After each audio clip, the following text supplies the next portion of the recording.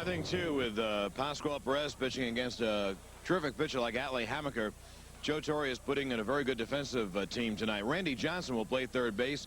Jerry Royster will be in left field. The Braves, except for Chris Chambliss, have an all right-hand hitting team. So here in this football weather tonight, Joe hopes the Braves will come out ahead in what will be probably a low-scoring game. We should have a good one. We'll be back with the starting lineups right after this.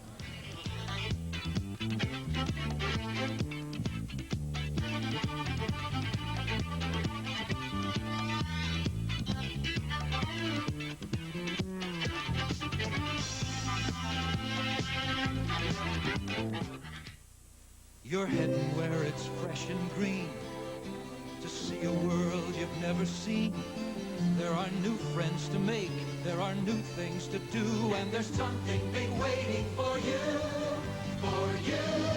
Coke is it, the biggest taste you've ever found. Coke is it, the one that never lets you down. Coke is it, the most refreshing taste around. Coke is it, Coke is it. After a long business trip, the last thing you need is a hassle at the airport. That's why Eastern has one-time check-in. It's like going from the curb directly to your plane. Because Eastern can give you boarding passes for your entire trip the first time you check in. One-time check-in. Eastern's way of wishing you many happy returns. We're Eastern, America's favorite plane to fly. National anthem just sung by Laura Brooks Rice from Atlanta, now singing with the San Francisco Opera Company. And Miss Rice has some great voice. Really excited the fans here at Candlestick Park.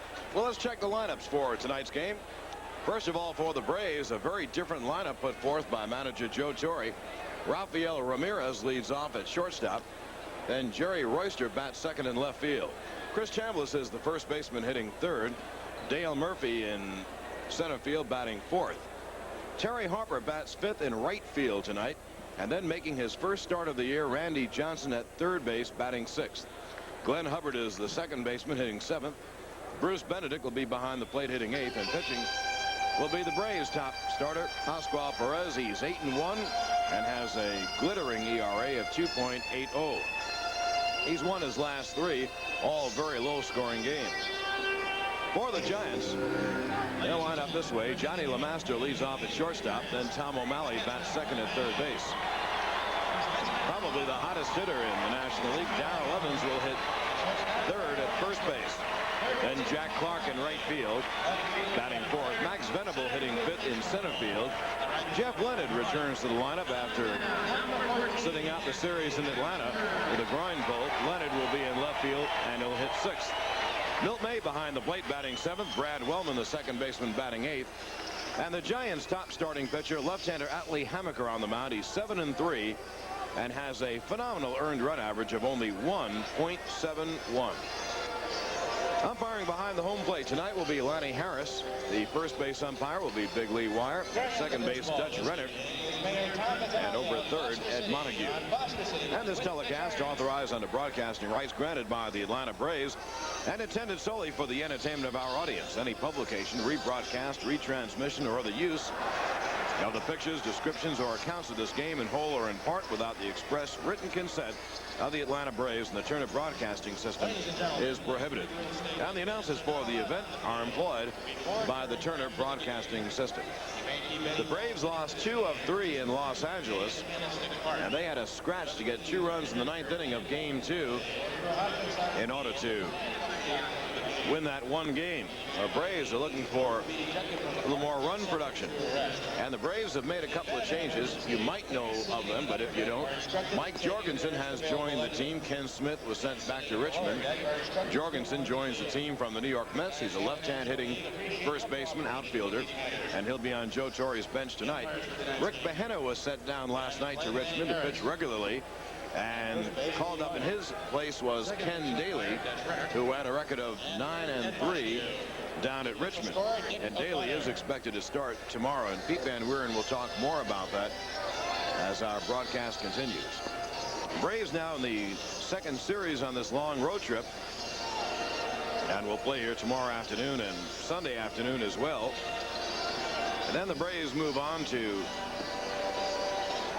Houston. They'll play Monday night, Tuesday night, and Wednesday night, have Thursday off, then play a twilight doubleheader in Cincinnati, then Saturday evening in Cincinnati, Sunday afternoon, and Monday night in Cincinnati before returning home on Tuesday the 28th to play against the Houston Astros.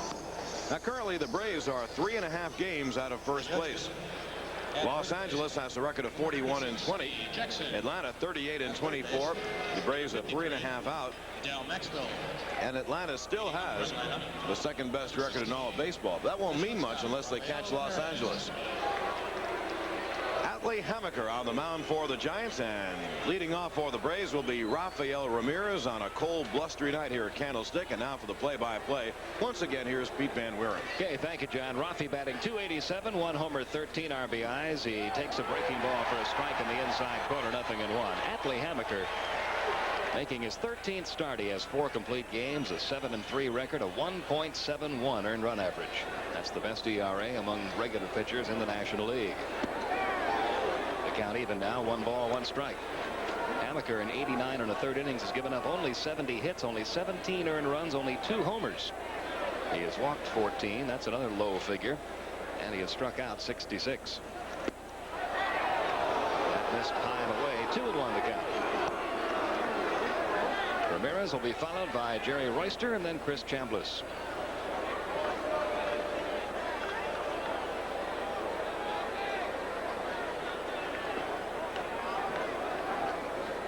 Here's the 2-1 delivery, looped into shallow right center field. Back goes the second baseman, Brad Wellman, makes a somersault catch in shallow right center to take a base hit away from Rafael Ramirez. That young man covers some ground. Well, he was very impressive in the series in Atlanta. Ramirez had a hit taken away, and a nice play by Brad Wellman. He covers a lot of ground. The Braves had problems in Los Angeles. Also, they weren't very lucky. Last night, Ramirez missed by just a couple of inches of a 2-run home run in the top of the second, and then Glenn Hubbard was just off second base. Braves failed to complete a double play, and LA went on to score 2 runs. So Braves hoping they can get a little lucky as well as being maybe a little better. Jerry Royster playing left field tonight, batting .239, no homers, 4 RBIs, and he takes high and away, ball 1. Royster has hit in his last 3 games. Bob Horner is still sidelined by a bone spur problem in his left ankle. That's a day-to-day thing. They hope to get Bob back playing in time for the Houston series. 2-0 the count now on Jerry Royster.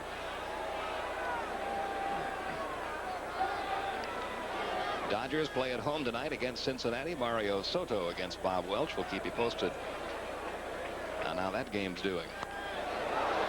2 balls and a strike now on Royster after the check swing foul.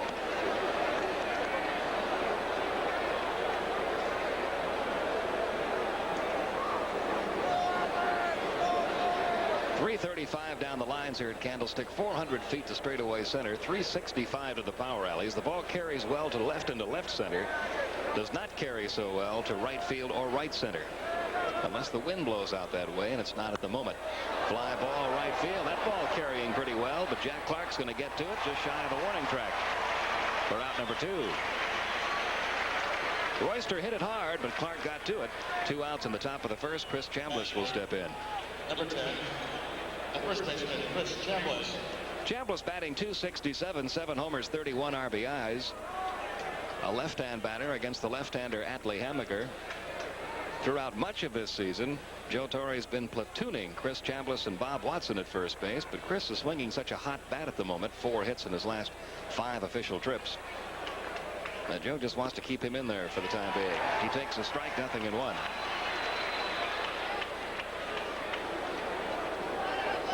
Just underway in the top half of inning 1. Nobody on, 2 men out, and a 1-strike pitch to Chambliss, laced to left field. Getting a little bit of a late jump on the ball was Jeff Leonard. He battled that one, but made the catch. And the inning's over. Braves go down 1-2-3 in the top half of the first. Atlanta 0. San Francisco coming up.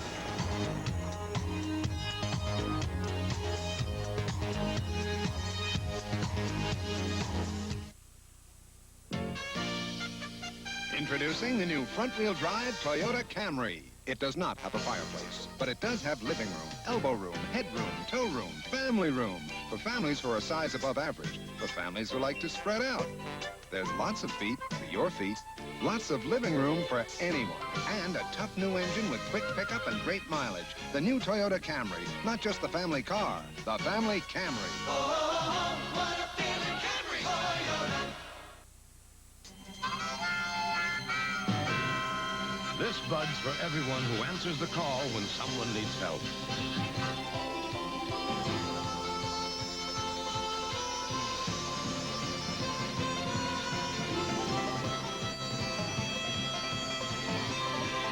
Yeah, just for you, that distinctively clean, crisp taste that says Budweiser. For all you do. This Bud's for you.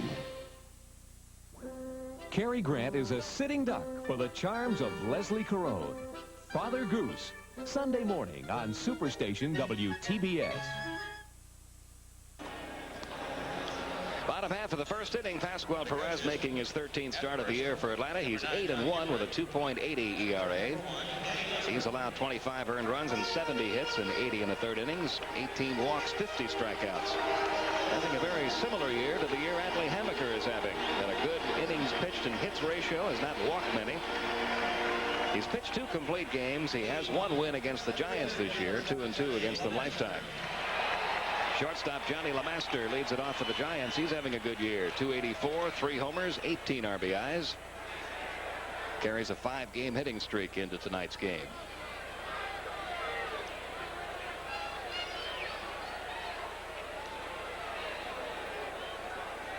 Perez winds and delivers, and this is high ball 1. Tomorrow afternoon, Ken Bailey, just up from Richmond, gets a start against Andy McGaffigan. Craig McMurtry pitches for the Braves in the Sunday afternoon game against Mike Krukow. Up and in on Johnny LeMaster. The count is 2-0.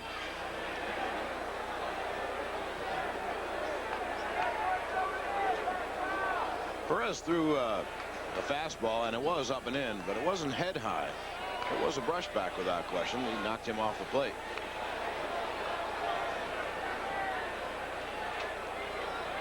Pascual ready now for his 2-0 pitch. Ripped foul into the seats off to the third base side. Count goes to 2-1. Perez, who captured the hearts of Atlanta fans driving around the city over and over again last year. 26 years old. Here's his 2-1 pitch, grounded slowly toward short. Rafael Ramirez will field, throw on to first in time. 1 gone, bottom of the first. Now Tom O'Malley. Batting second, number 35. O'Malley, a good-looking young player, hitting .296 with 2 homers, 17 RBIs.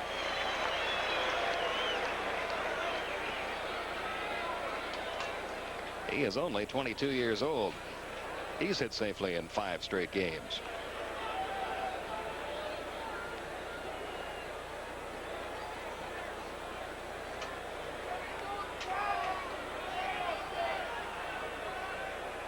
Perez delivers a strike down the middle.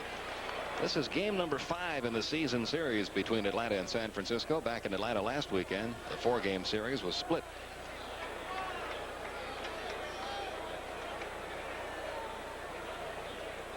The 0-1 on the way. Missing inside. Third base umpire Ed Montague says no swing. 1 ball, 1 strike the count.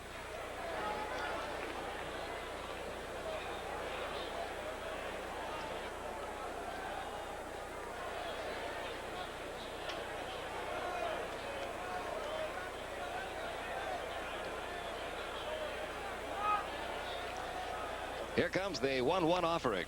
Off the end of the bat foul, 1 and 2. It's really not too bad yet in Candlestick Park tonight.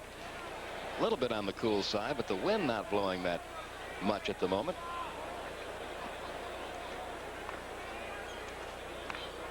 That is subject, of course, to change at any moment.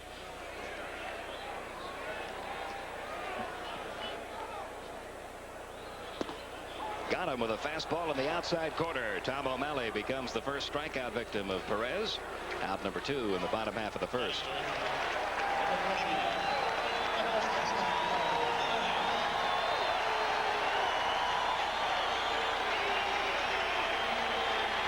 Now Darrell Evans, who is red hot, batting .308 with 18 homers, 44 RBIs. He shares the home run lead with Dale Murphy. And he has hit 5 home runs in his last 5 games, including 3 in one game a couple of days ago.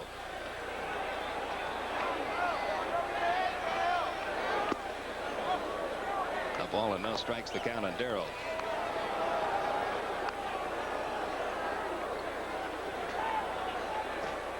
No score, bottom of the first. Base is empty, 2 men out.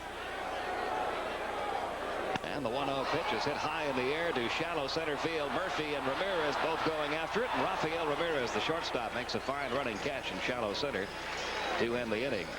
So as the Braves did in the top half of the inning, the Giants go 1-2-3 in the bottom half. We've played 1 in San Francisco, no score.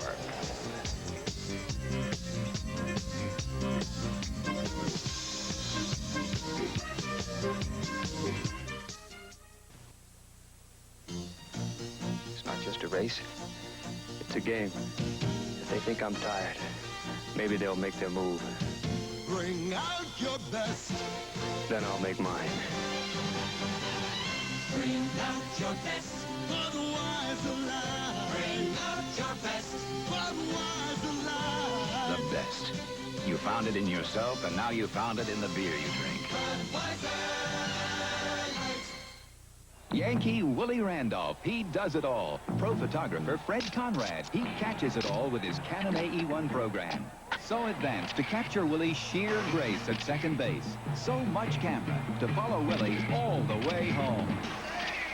Hey, can I try your Canon? Sure, it's simple. In sun or shade, it's a snap to use. The Canon AE1 program, so advanced, it's simple. Canon, the official camera of the Atlanta Braves. Hello. I like this Remington microscreen rechargeable shaver so much, I bought the company. It shaves as close as a blade, or I'll give you your money back. The first microscreen is so thin it shaves incredibly close. The second even closer. And Remington's American-made. It costs less. Norelco's imported. It costs much more. The Remington microscreen rechargeable shaver shaves as close as a blade, or your money back. And the Lady Remington rechargeable, the perfect gift. Shaves without a cord. Top half of inning 2, it'll be Dale Murphy, Terry Harper, and Randy Johnson due up against Atlee Hammaker. Hammaker, one of many players on the San Francisco team that came over from the Kansas City Royals organization. That was in the Vita Blue trade back in March of last year.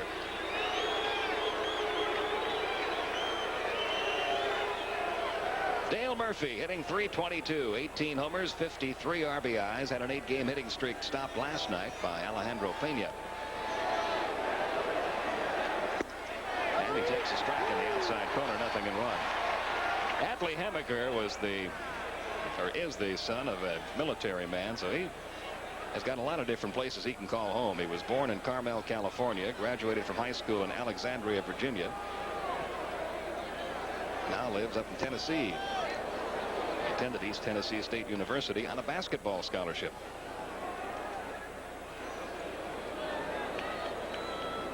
One and one the count.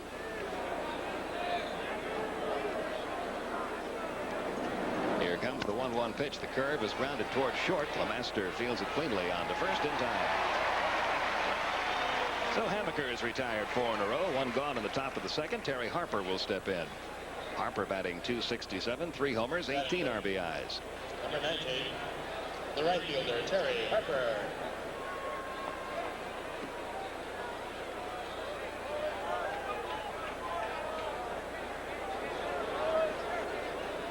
This is such a contrast to come to San Francisco after you spend 3 days in Los Angeles with the balmy 85-degree weather, shirt sleeve crowds.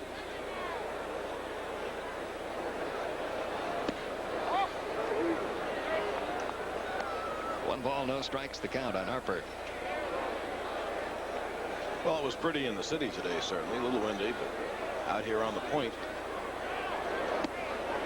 That's in the outside corner, the count 1-1. This may be the only ballpark in America where a fur coat in June is apropos garb for a ball game. Here's the 1-1 line into right field. That's going to drop in for a base hit. So Terry Harper becomes the first base runner of the night with a 1-out single. And that'll bring up Randy Johnson, who gets his first start of the year tonight. Randy's done a good job off the bench, hitting .357, 5 hits in 14 at bats, 2 of them doubles, 2 RBIs. He's been used almost exclusively as a pinch hitter this year. He has had a couple of late inning defensive assignments, but he gets the start tonight with Bob Horner on the sidelines with that ankle problem.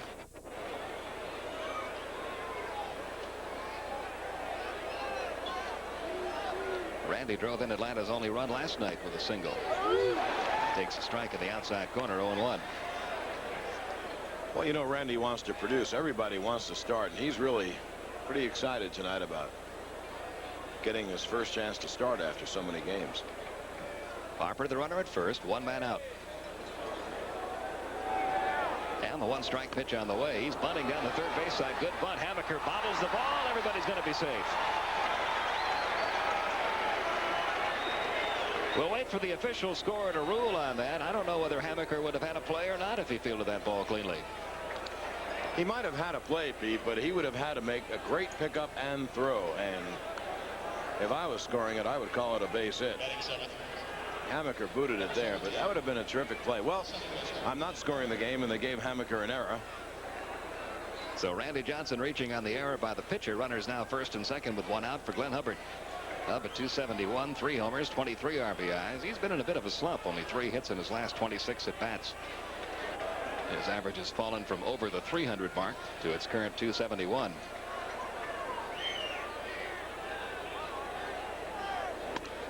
Grounded slowly towards second. Up with it cleanly as Wellman to LeMaster for 1 on to first. Not in time. Hubbard beats the wrap there. So it'll go as a 4-6 force play, with Terry Harper advancing to third. Runners now first and third with 2 outs for the catcher Bruce Benedict.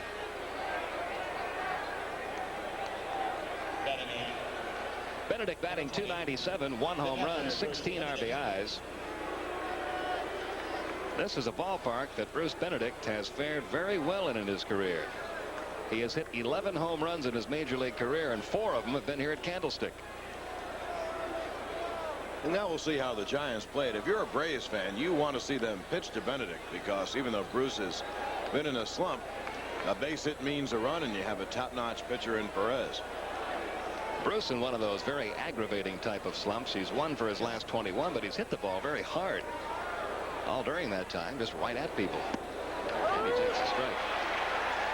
The guy that's in a slump to beat all slumps is San Francisco outfielder Chili Davis. He's out of the lineup again tonight. He is 4 for his last 63. You wouldn't think a guy who is a switch hitter and can run and has power would get into that desperate a slump. That's a whale of a slump. Here's the 0-1 pitch. Downstairs a ball, 1 ball, 1 strike. In fact, Pete, if you'll recall, they benched Chili Davis in the last game of the 4-game series in Atlanta last week. They feel now that his batting slump is affecting his fielding. So tonight, Max Venable gets the start in center field. Here's the 1-1 to Benedict. Pop foul, right side. It'll drop out of play. The count goes to 1-2. A lot of Braves fans here tonight from all over the place. We have already been presented with pineapples from Hawaii and canned salmon from Sitka, Alaska. Yeah, we really do have a lot of fans, and they were out very early. We got to the ballpark about 5:15, 5:30, and there are a whole bunch of Braves fans here. The salmon courtesy of the Dessels and the Hodnitz from Sitka, Alaska, who planned their vacation in the San Francisco area to coincide with a Braves trip here. Benedict down on strikes. Hammaker has his first strikeout and gets out of a Miles jam here in the second. No runs on 1 hit. There was 1 giant error and a couple of runners left. We go to the bottom half of inning 2. It's still 0-0 between the Braves and San Francisco.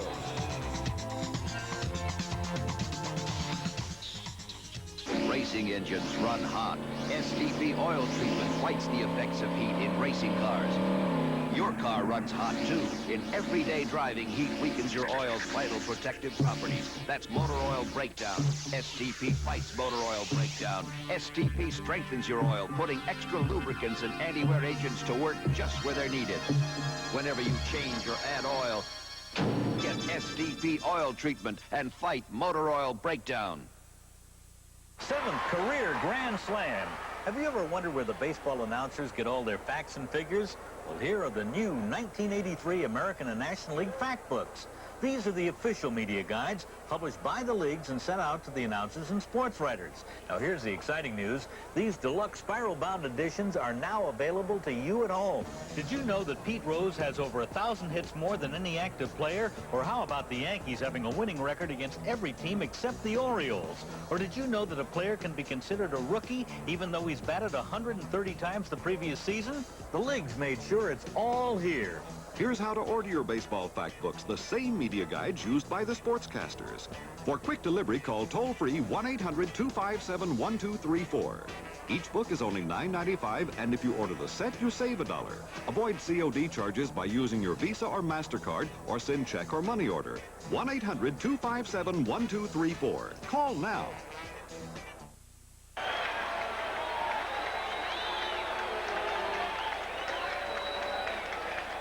There are some of those Braves fans we were telling you about. Bottom half of the second inning. Jack Clark, Max Venable, Jeff Leonard due up against Pascual Perez. Clark hitting .251, 10 homers, 30 runs driven in. He's hit safely in 4 straight games. And first pitch low and outside, ball 1.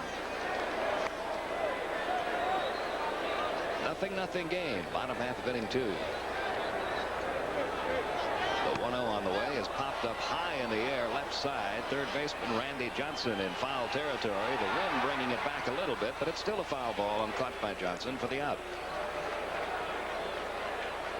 1 gone in the second. Max Venable will step in. Pete, you saw what happened on that play. Bob Watson told me tonight he'd been talking with some of the Giants. He said in one of their last night games here, there was a foul pop like that, and the ball was blown all the way to second base and had to be caught then. And he said you're going to see some crazy things maybe tonight if the wind picks up. Wind at the moment, though, is still, it's blowing, but not very hard. It's kind of a crosswind now from right field across to left. Venable at .202, 4 home runs, 16 RBIs. He's playing in place of the slump-ridden Chili Davis. They have built a new batting cage here at Candlestick Park right outside the visitors' dressing room, and as the Braves arrived today, Chili Davis was heading for that batting cage with Giants hitting instructor Hank Sauer. Fly ball center field. Murphy should handle this one, and does for out number 2. So Perez is now retired 5 in a row, and Jeff Leonard will step in. Leonard just getting back into the lineup tonight. He's missed a couple of weeks with a groin pull, hitting .249 with 4 homers, 20 RBIs.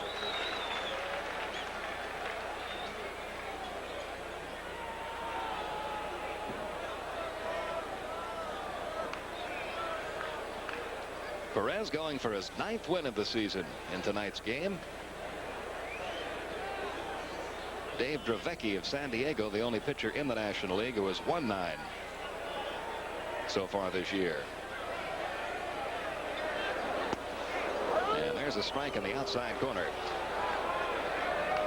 Another guy going for his 9th win tonight is Mario Soto, and we wish him all the success in the world against the Dodgers.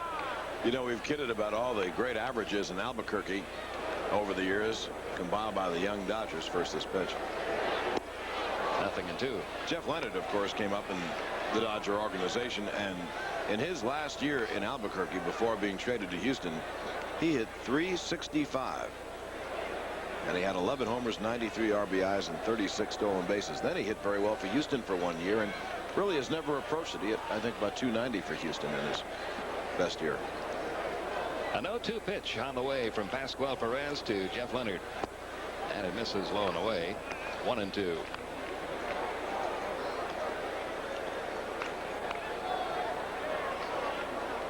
Of course, the Giants play 81 games a year in this park, so they're used to the conditions. It's tough on the visiting teams coming in here, especially when you come from warm weather like we had in Los Angeles.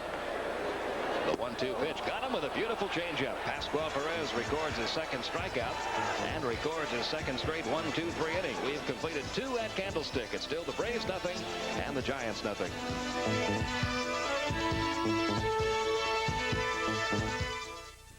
CNN News Night. Now, no matter where you live in the country, CNN has live primetime news for you. While the East sleeps, the West is making news, and you'll see it first on News Night. The top stories, hottest Hollywood news, and late-night scores. News other people will read about in tomorrow's papers. CNN News Night, anchored from Los Angeles and Atlanta. Now the West has its own live primetime network news program. Late at night, you can feel a new sensation. It's electrifying, magnifying. Night Tracks. 6 solid hours of today's hottest video music performed by your favorite recording stars. Pat Benatar, Hall & Oates, and the beat goes on. Night Tracks, tonight on Superstation WTBS. This society has passed a law that enforces quickly, completely. Fahrenheit 451. That's followed by Robert Mitchum and Jack Lemmon. Not impressed. I am. They're partners who share more than just a love of the sea. Rita Hayworth stars in Fire Down Below. Great movies Saturday on Superstation WTBS, cable's most popular network.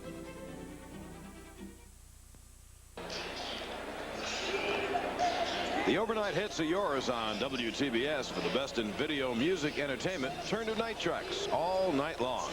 It's coming tonight, immediately after the game. Night Tracks on Superstation WTBS. And we go to the top half of the third. Pascual Perez, Rafael Ramirez, Jerry Royster. 2 up against Atlee Hammaker in a scoreless ball game. Perez on the year, 129, no homers, 2 RBIs. He is perhaps the only player in the National League, whether there are runners on base or not. You can say, let's see if he's bunting. And Tom O'Malley is playing about 10 feet in front of third base. He was squaring for a moment there, then took the pitch for a strike at the outside corner, 0-1.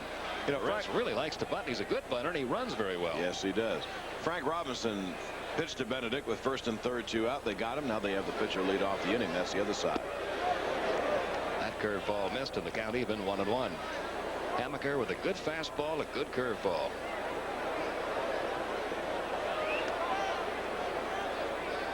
Here's the 1-1. Punched foul off to the right. The count goes to 1-2. Now with 2 strikes, O'Malley moves back even with third base. Before, he was well in on the grass as if it was a sacrifice situation. Now you see him back just about even with the bat. And the 1-2 pitch on the way now to Perez. He's bunting this time, drops it down to third base side. O'Malley's throw on to first, bounces by Darrell Evans. Perez heads for second. Jack Clark boots the ball, trying to pick it up. Perez rounds second, but now will go back. So even with 2 strikes, Pascual Perez, who loves to bunt, drops one down that line, has himself a hit, and goes to second on the error. Isn't that something? Here is Paco bunting. And remember, O'Malley was back. He had been in on the grass before, and he threw it wild on the bunt attempt. And so the Braves now have a great chance to grab the first run of the game. And Perez on second base with no one out. And the batter, Rafael Ramirez, the shortstop, who popped out to second his first time. Wellman making a somersault catch out in shallow right center field to rob Rafi of a hit. Time called while Pascual Perez dons a jacket down at second base. Well, the conservative way to play this is have Ramirez hit a ground ball to the right side or bunt, move him over. He wears his 285 jacket even on base. Of course, you know what happens. He won't stop at home. He'll continue running back up to first base again. Undoubtedly, there are some fans in the ballpark here who do not know the Perez story about I-285, and they've got to wonder what in the world that means. Yeah, I think you ought to explain that, because there are also people watching all over the country who don't know what I-285 is. Pitch to Rafi is popped up again into shallow right field. Jack Clark waiting for this one. He'll make the catch. Perez holds at second. I-285 is the perimeter where Pascual got lost last year. There you see those flagpoles in center field, the wind blowing from right field across toward left, picking up a little bit now. We're in the top half of the third. Perez at second, one out, and Jerry Royster the batter. Ramirez did try to go to the right side and move him over, but unfortunately he popped it up. Unfortunately if you're a Braves fan, very fortunately if you're a Giants fan. Royster flied to deep right his first time.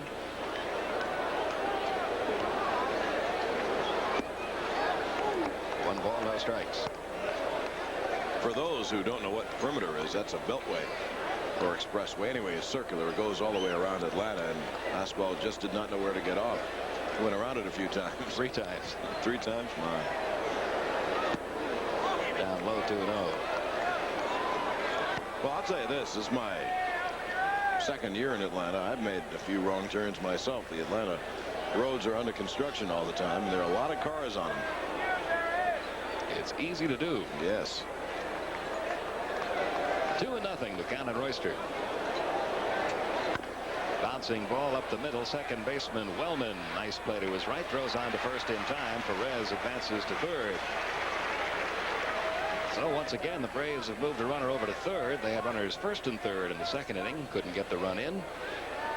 Number 10. Let's see if Chris Chambliss can deliver a 2-out hit here. Chambliss flying to left his first time.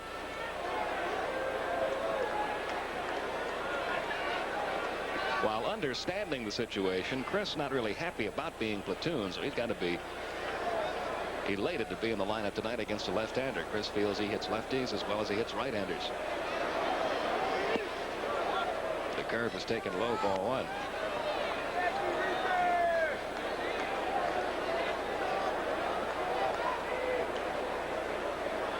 Perez off third.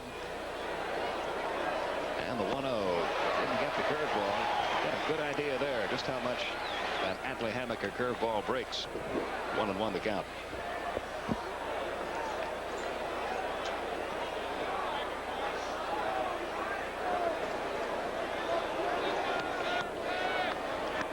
Here comes the 1-1 pitch. Swing and a miss and a curve again. It's 1-2.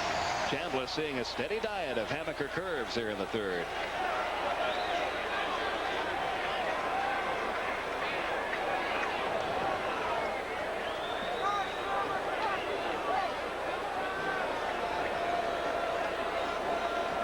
From the windup, the 1-2 pitch on the way. Another curve. This miss low and outside. 2-2.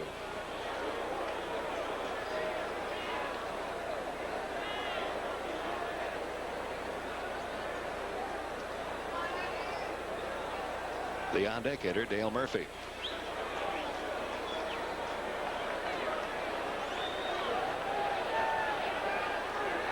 Two, got him. Curveball.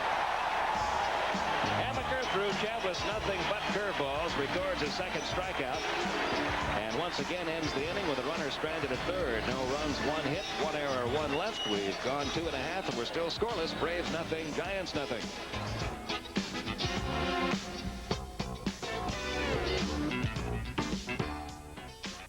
Raise your hand. You got it. Raise your hand. You know it. You feel confident, secure. Raise your hand. You feel dry now. Raise your hand. You know why now. Raise your hand if you're sure. You've got it. That sure, secure, confident feeling. Because each Sure gives you enough protection to help feel dry all day. Confident, dry and secure. Raise your hand if you're sure. This Bud's for everyone who takes on the heavy loads. This Bud's for you. For all you do. The king of beers is coming through. Yeah, just for you, that distinctively clean, crisp taste that says Budweiser. For all you do. This Bud's for you.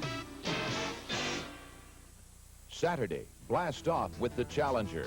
Join CNN as the space shuttle rockets to the stars. Follow the progress of the first American woman in space and the long arm of technology. You can see CNN live shots of the Challenger from liftoff to touchdown on the news channel, CNN. Bottom half of the third, we'll see the bottom third of the order due up for the Giants. Milt May, Brad Wellman, and Atlee Hammaker. Perez a little late arriving to the mound. He was on base when the inning ended, so he still has a couple of warm-up tosses to go. In fact, he has a couple more than he should have to go. He got all the way out to the mound and realized he had not taken off his batting glove yet. Tough to pitch that way. Batting seventh, the catcher. Milt May will step in, batting .263. 2 home runs, 13 RBIs.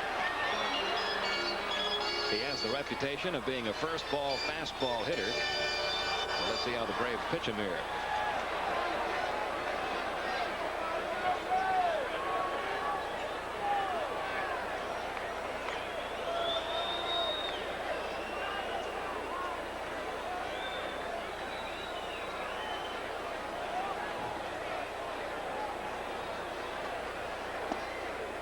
They start him off with a fastball, but miss low and outside. Ball 1.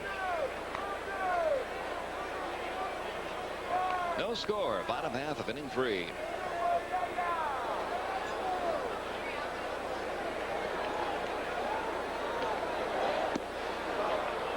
That evens the count on May. 1-1.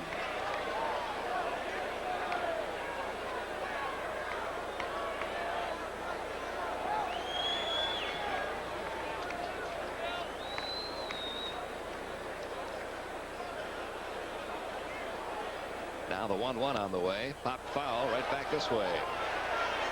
Into the seats below us. It goes to 1-2.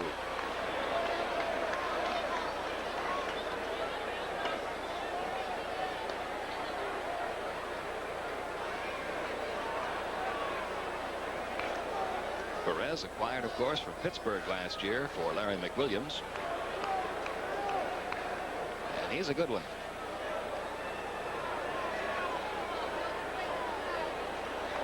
Here's the 1-2 pitch. Fouled away. Still 1-2. Perez, one of those rare pitchers. Most pitchers that you see go out on the mound are very businesslike about the way they perform their job, but Pasquale displays a lot of personality out on the mound.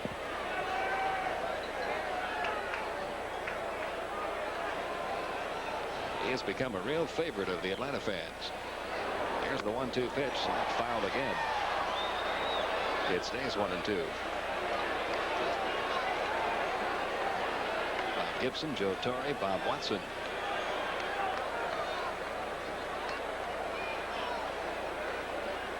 In the Jackets alongside the Braves dugout.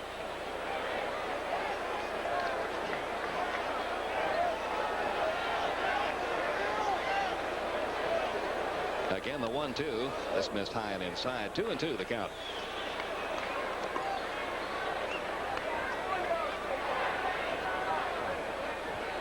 Joe Torre's counterpart with San Francisco is Frank Robinson. His team has not been playing that well lately. They're now right at 500, 31-31. They're 10.5 games behind the Dodgers.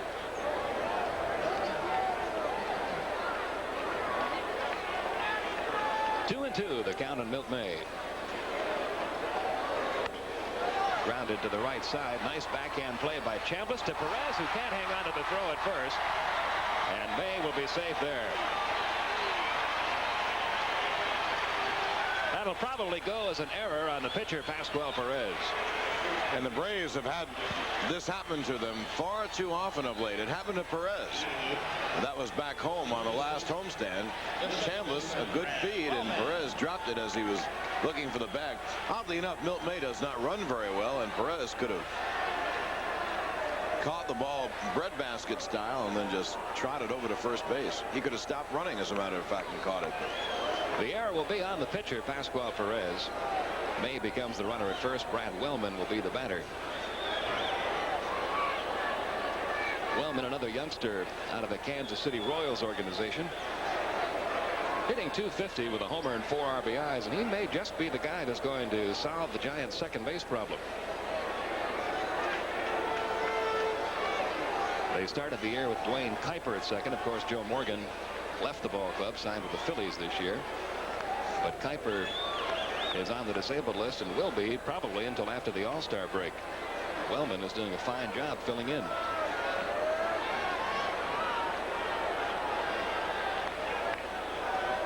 They're in the third inning in Los Angeles. No score between Cincinnati and the Dodgers. That's a foul ball with a runner going. May will return to first. The count 0-1. Dwayne Kuiper was an excellent second baseman with Cleveland, and then he suffered a severe knee injury. It's in a game with the Boston Red Sox, involved a rundown play, and he's never regained the speed that he once had. It could very well be that Wellman is the second baseman for the Giants' future, and Kuiper's a guy who has a left-hand bat and can fill in, get some base hits for you. 0-1 to count on Brad Wellman. Takes it low, 1-1. A couple of finals in the National League. Pittsburgh beat the Phillies today 2-1. St. Louis beat the Cubs 7-2. Houston leads San Diego 2-0 after 4. Cincinnati at Los Angeles. They're in the third, tied 0-0. And in the 6th inning in Montreal, the Expos lead the New York Mets 5-1.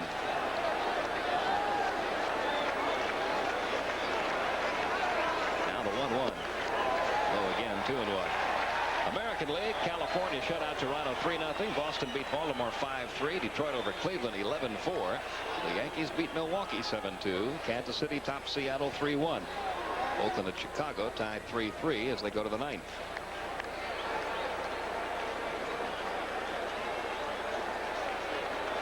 Two balls and a strike the count on Brad Wellman. Nobody out. May, the runner at first, being held by Chambliss. A throw over, May back safely. May has yet to steal a base this year. He has typical catcher's speed.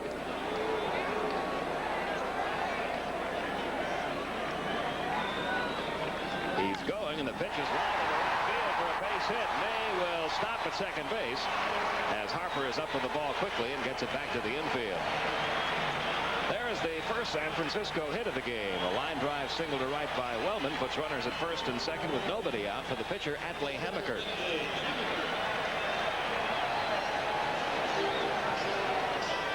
Hammaker, in all probability, will be bunting here. He's a 118 hitter. No homers, 1 RBI. And Pete, in a similar situation in Atlanta, Hammaker tried to bunt and bunted into double play. The next time he tried to bunt, he struck out. Both times he was bunting with a man on base. We'll see if he gets the bunt down here. That would be the surprise of the year if he doesn't bunt first and second and no one out in a scoreless game. Bottom of the third. Randy Johnson creeping in from third base. Hammaker is squaring and backs away from an inside fastball.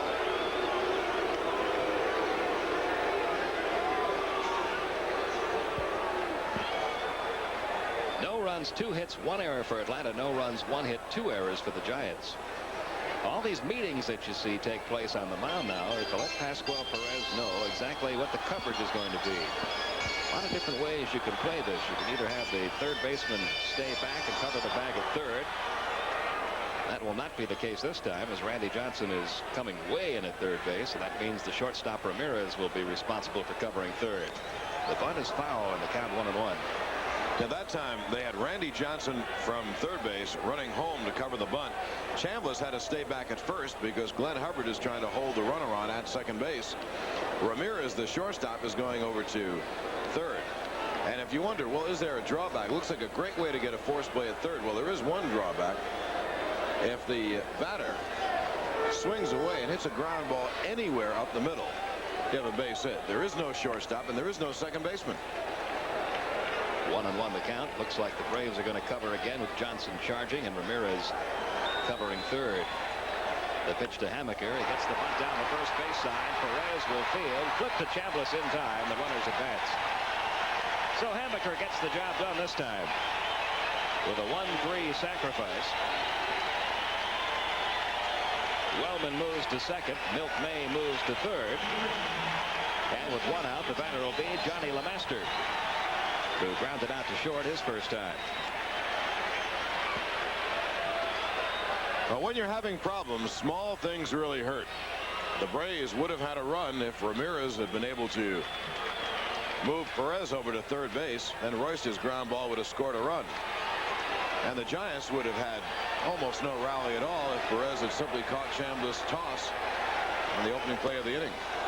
LeMaster takes outside, ball 1. Johnny LeMaster, for many years with the Giants, had such a low batting average. Now Joe Torre on his way to the mound. LeMaster had such a low batting average that he was hitting almost every game in the number 8 spot in the order. He's now their leadoff hitter and doing a good job at 284 coming into this game. He went on a weight program during the offseason, trying to get a little stronger, and it apparently paid off.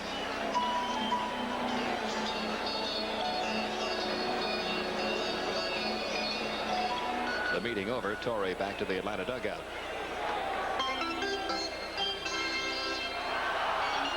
LeMaster will step back in with a count of 1 ball, no strikes. Milt May leads off third. Brad Wellman off second.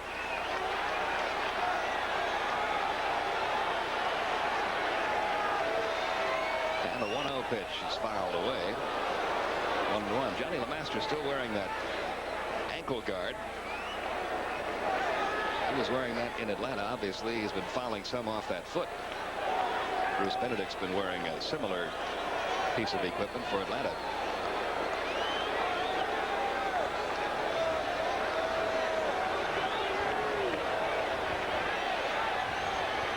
Here's the 1-1. Strike 2 call. Caught the inside corner. Perez ahead in the count now. 1 ball, 2 strikes.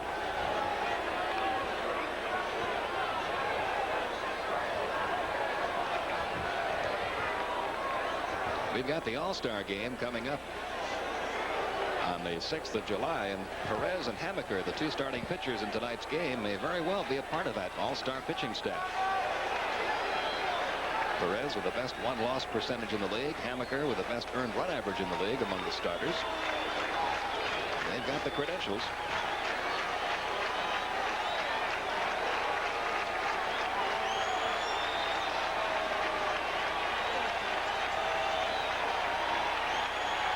Now the 1-2 pitch. Little pop-up. First baseman Chris Chambliss into foul territory. He's got room and makes the catch. The runners will hold at second and third. So there's a big second out in the bottom half of the third. Perez 1 out away from getting out of this mess. And after throwing LeMaster hard step, Perez came back with a curveball, and LeMaster was fooled out in front. He popped it up. That was a good pitch by Pasquale.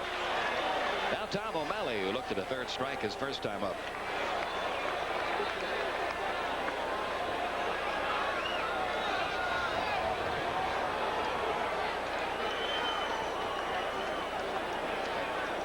Wellman the runner at second. May the runner at third with 2 outs now.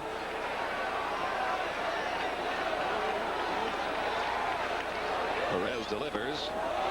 Did that hit him or not? The San Francisco Giants trainer is coming out. I guess it must have hit him, but to be honest with you, from up here, it did not look like that pitch touched him at all. No, it did not. We're going to see the replay, and it looked like Benedict just blocked it.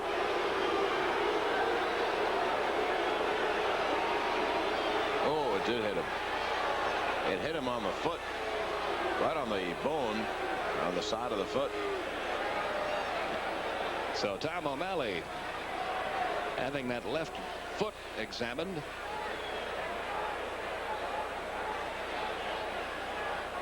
By Giants trainer Perry Archibald.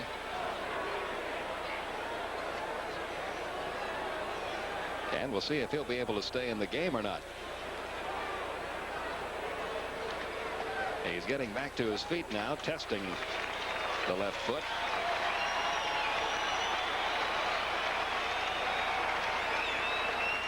But we still don't know whether he's going to try to stay in the ball game. Looks like he wants to. Of course, when you get hit with a pitch here at Candlestick Park in a night game, it's a little different. They all hurt.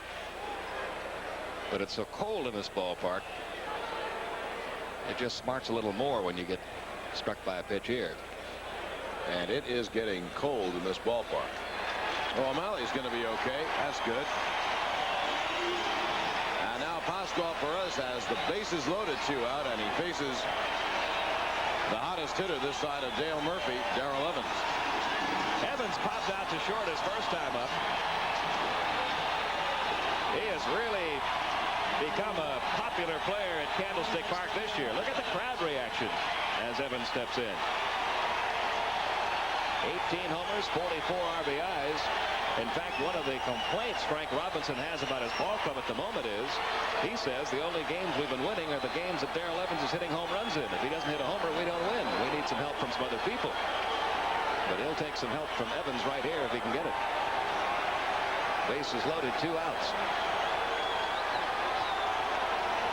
Perez will work from the stretch, and the pitch to Evans is a strike in the inside corner, 0-1. Evans not very pleased about that call by Lanny Harris.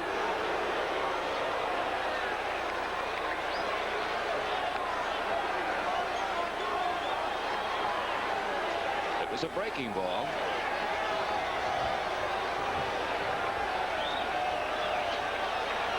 Perez out in front, 0-1. 0-0 game, bottom of the third. Bases loaded, 2 outs, and a 1-strike pitch on the way to Evans. That missed low and inside, 1-1.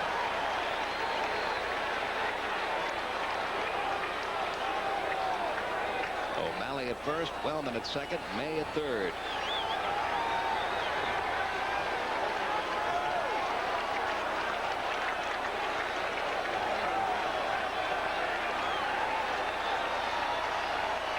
And the 1-1 pitch on the way. Missed inside, ball 2, 2-1.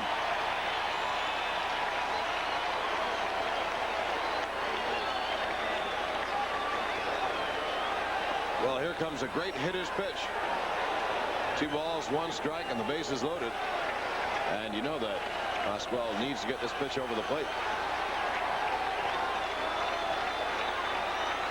The count is 2-1. Perez taking a little time here before looking into Bruce Benedict for his side.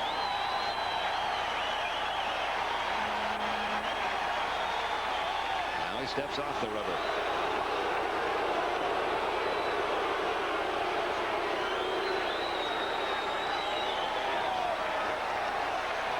The 2-1 on the way. Strike 2 call on the inside corner. Evans didn't like that call.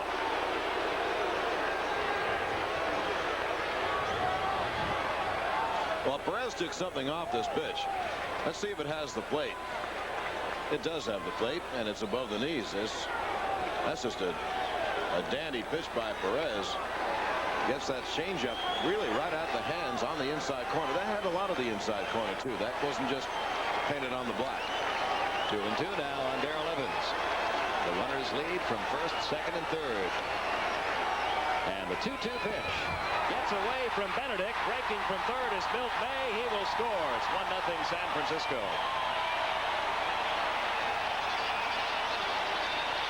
That'll go as a wild pitch charged to Pascual Perez. And the count now full on Evans, 3-2. It was a 2-2 pitch, and it was in the dirt, and it happened to hit the dirt and stay down and get through Benedict. That ball didn't hop up. If it had, Bruce would have knocked it down. So the Giants are on the board with an unearned run. Now the payoff pitch to Evans. He struck him out with a fastball. Evans down on strikes. And a good job of pitching by Pascual Perez, even though that wild pitch allowed the run to score. 1 run for the Giants on 1 hit. There was 1 costly Atlanta error. And a couple of runners left. We've completed 3 with our score. Giants 1, Braves 0.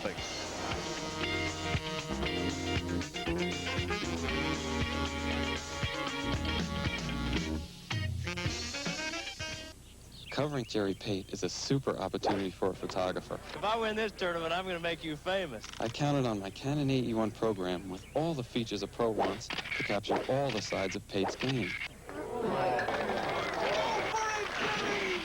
Now it's your turn. I told you I was going to make you famous. The AE-1 program makes the toughest shots simple. The Canon AE-1 program. So advanced, it's simple. Canon, the official camera of the Atlanta Braves.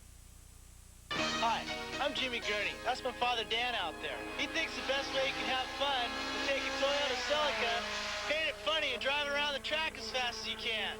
Boy, it's fun driving around the track as fast as you can. But not me. I think the best way you can have fun in a Celica is to leave it just the way it is, then drive it around town as slow as you can.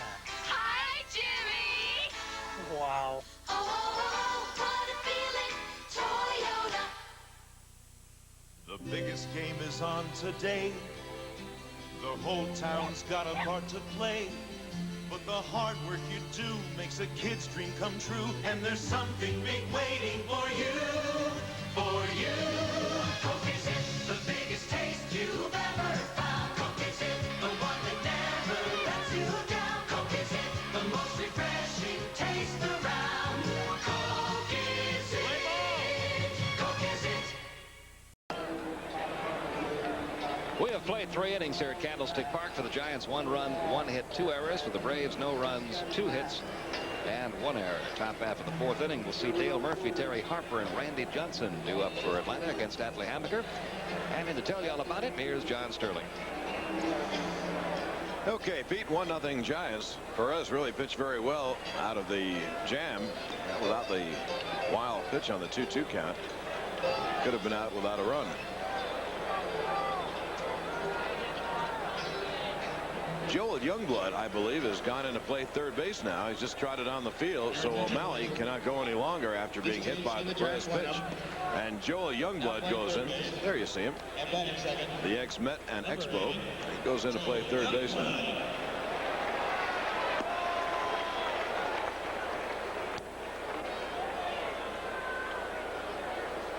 The wind is beginning to whip up much stronger. And it's getting very, very cold here tonight. Giants have a promotional gimmick. It's both a promotional gimmick and also trying to drum up support for a dome stadium somewhere downtown.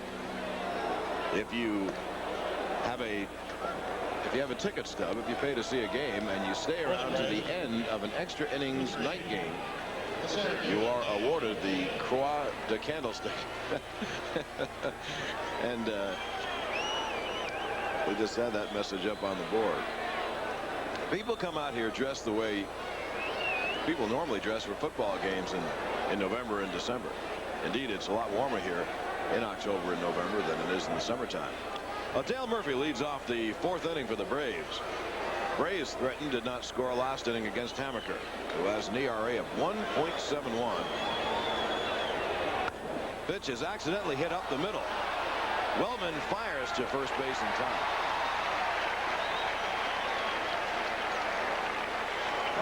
There's one away. You see Atlee Hammaker smiling there, but he wouldn't have been smiling if Murphy had beaten this ball out. Just a little tap right back toward the mound. Hammaker, who falls off a little toward third on his delivery, just couldn't get to the ball. Murphy hustling all the way, but Wellman's able to throw him out, 1 down. One of the great statistics on Hammaker, he's walked only 14 men in. Well, now it's over 90 innings. Harper, jolt to right center field. It's going to go all the way to the wall. Harper will get at least a double. Now it's fumbled, and Harper will get a triple. It is fumbled in center field by Venable, and Harper's at third, the tying run with 1 out. Harper, who hit a line drive single to right field his first time up, hit a jolt to right center, and the ball had a tail on it and kept tailing away from Venable. And this is a tough part of the ballpark to hit the ball that far in. Ball normally doesn't carry that well to right center field, but Terry just hits one of those low line drives that cuts into that wind. See what happens to Venable when he gets out here. He tried to get that ball before it got to the fence. Had he played that ball off the carom, he might have been able to hold Terry to a double. I believe they're going to call it a double and an error on Venable.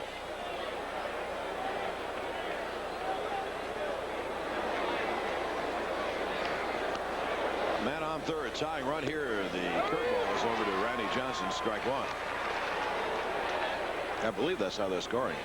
I didn't see the error sign go up, but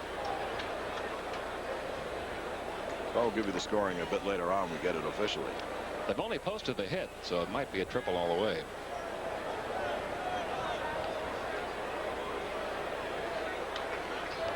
Giants have pulled the infield in to cut off this run, and Randy takes down low, 1-1. Well, let's give Harper a triple to center field. He's at third with 1 out. Randy Johnson, looking down to Dal Maxville, is flashing all the signs. Boy, here's where if your player doesn't get to play much, you can really make some points with your manager if you can get this runner home.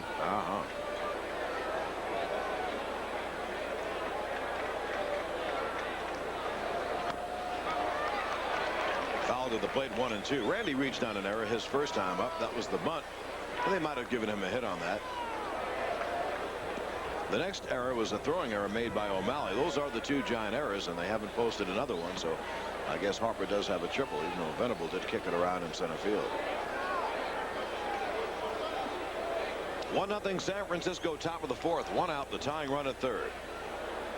Curveball bounced over the mound. Harper has to play it safe, and LaMassa throws out Randy Johnson. Small things are really hurting the Braves. Last night, Glenn Hubbard just came off second base a fraction too soon. Resulted in 2 runs. Tonight, Pasquale dropped Chambliss' throw, resulted in a run. Also, the wild pitch with a 2-2 count. The Braves unable to move Perez over to third. He didn't score on a ground ball. Now with 1 out, the Braves failed to get Harper in from third. We'll see if Hubbard will get the 2-out hit to tie the game. Strike is called.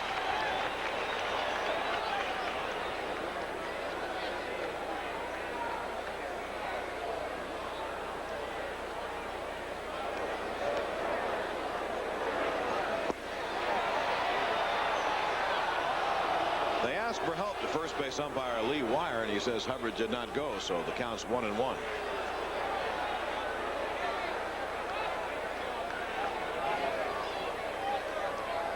Well, there's our little hello on the board. Thank you, Candlestick, Giants.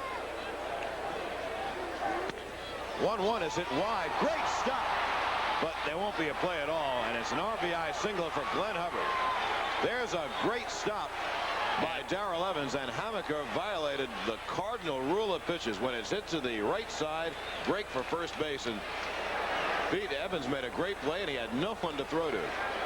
And let's see if we can see Evans' reaction here when he looks up from making this great play and sees no Atlee Hammaker. He gets up on his feet ready to make a throw. Hammaker's not there. Where were you, Atlee? Atlee knows it was his fault. It's a 1-1 ball game, so that may be the break that turns the tide for Atlanta. The New York Yankees once lost a World Series on account of that. A right-hand pitcher named Jim Coates did not cover first base quickly on a ball hit to the right side. And a couple of batters later, a gentleman named Hal Smith hit a home run for the Pirates. Before my time, but Skip told me about it. Yeah. Pitch by pitch. Benedict hits a fly ball to right field. Clark coming in. And he makes the catch. Glenn Hubbard had the RBI single, and the Braves get a run on 2 hits. At the end of 3 1/2, the Braves won and the Giants won.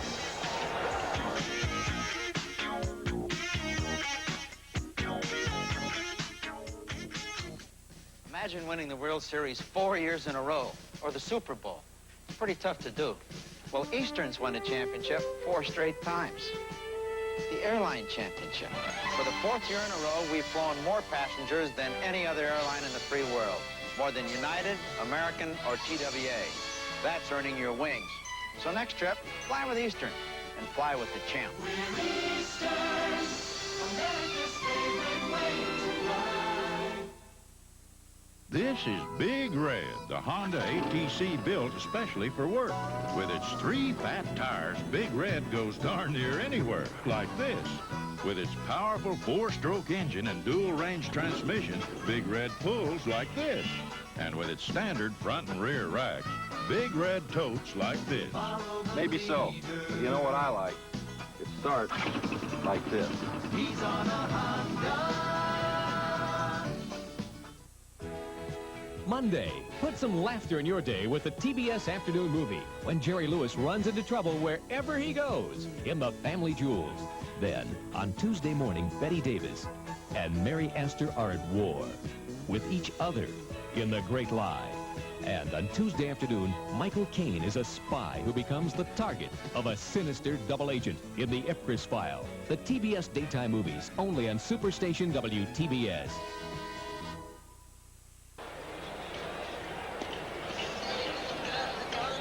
You see the gentleman. Oh. Now he's covered up. Anyway, Ken Daly, there he is. There's Ken Daly. He has the chart, and he'll be pitching tomorrow. The young left-hander just called up from Richmond, and he'll face Andy McGaffigan tomorrow. Sitting next to Craig McMurtry and Terry Forster. Pete, you talked to Joe Torre. What did their Brave scouts say about Daly? How was he pitching, and how well has he been pitching lately? Lately is the key with Ken Daly. First the pitch to Jack Clark. Clark leads off and takes down low ball 1. Braves have evened it 1-1 on the triple by Harper and base hit by Glenn Hubbard. Daly, of course, didn't get to pitch much in spring training. He had a little arm trouble then. Clark hits a long drive to left field. Back to the wall goes Royster. It's gone. Home run to Jack Clark.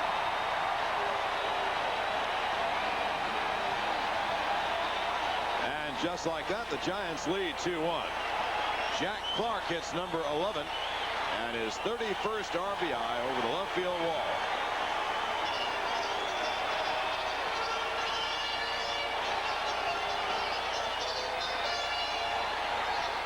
And he is starting to get hot with that bat. That gives him a 5-game hitting streak. His average when the Giants were in Atlanta last week was in the 230s. It's now up over 250. So Clark is beginning to swing a good bat for the Giants. Not a bad pitch. Down around the knees. Clark went down to get it. Here's Max Venable now as San Francisco takes a 2-1 lead, bottom of the 4th. Venable takes up high, ball 1. He fly to center his first man. Now back to Daly. Yeah, Daly had a 9-3 record at Richmond, but the key is his last 4 starts, all complete games, including a shutout. So he appeared to be right back in the beam the last couple of weeks or so. Strike is called. The report on Tom O'Malley has a bruised arch and twisted ankle. He got hit hard and then I guess twisted his ankle as he was trying to get out of the way.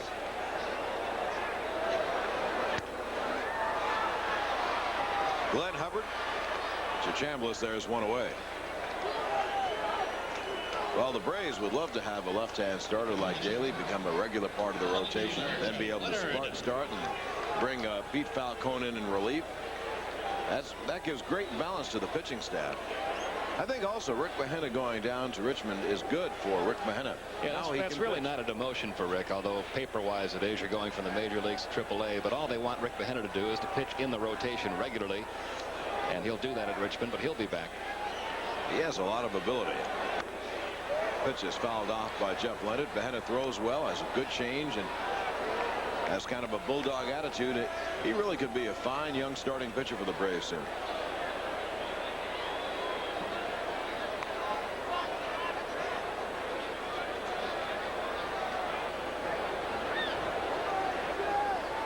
Count on Jeff Leonard is 0-1. He struck out his first time. 2-1 Giants here in the bottom of the 4th.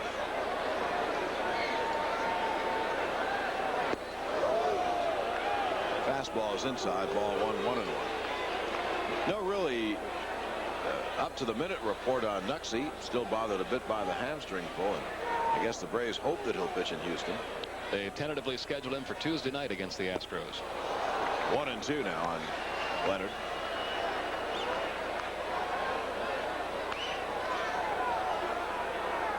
Jack Clark in the middle without the hat.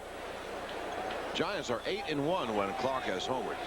If Clark and Evans are together, and you figure Chili Davis will straighten out, Giants have a pretty good hitting ball club. Great stat on Clark. He plays all the time. He's a good right fielder with a fine arm. He's made 1 error in the outfield in 60 games. That's pretty good.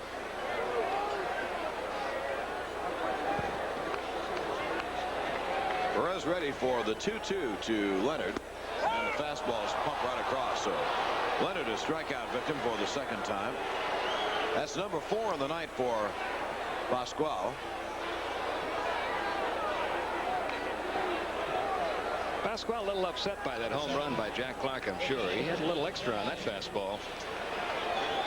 And here's Milt May, who started all the trouble for the Giants last inning. May hit a ground ball to the right side. Chambliss made a nice backhand pickup and flipped to Perez, who tried to reach the bag while trying to catch the ball, took his eye off it and dropped it, and that error ultimately cost Perez a run. Hit on the ground to Hubbard. Glenn has plenty of time. So Clark homers and the Giants get a run on a hit. No one left at the end of 4. The score: the Giants 2 and Atlanta 1.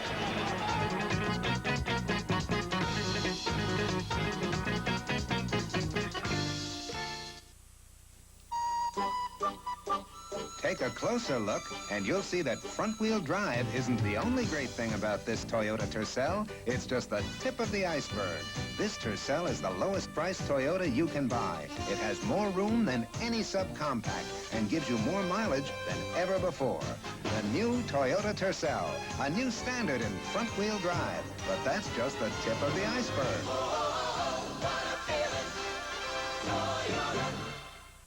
On CNN's Closer Look, we bring you up close to the stories which shape the sports world. This week, a real variety, starting with the quirkiest of baseball players and the little things that make them unique.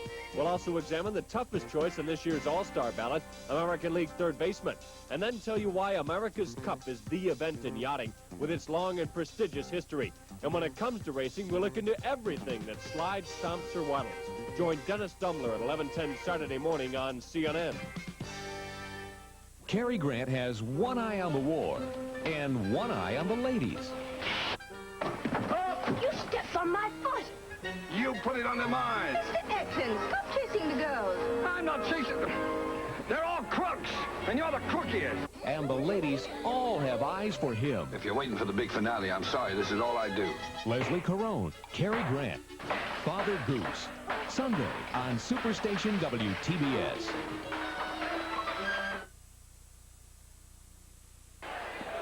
Well, everybody up for the kickoff.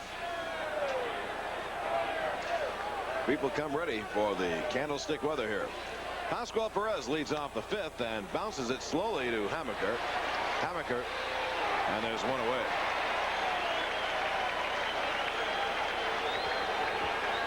Perez beat out a bunt to Tom O'Malley his first time, who then was playing third. O'Malley threw it away, and Perez had reached second. You know why it gets so cold at Candlestick Park, don't you? Why? Because there are so many Giant fans here. The shortstop, Rafael Ramirez. I can't believe you told that on national television. Well, here is Rafael Ramirez. I guess the cold is getting to Van Wieren.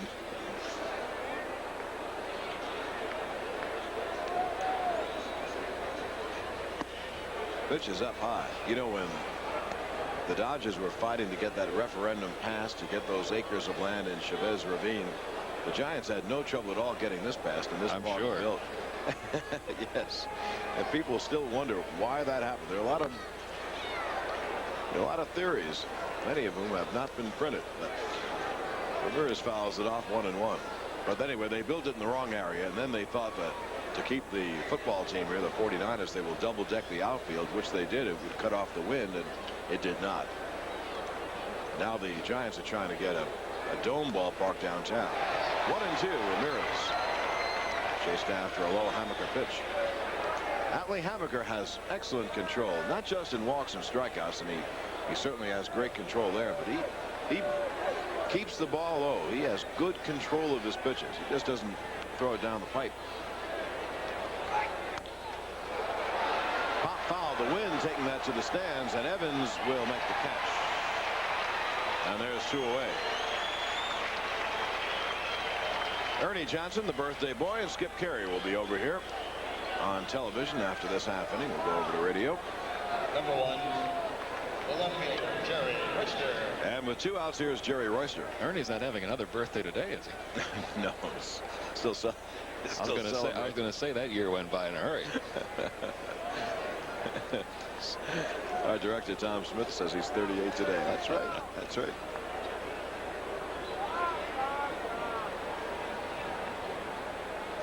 Royster is 0 for 2.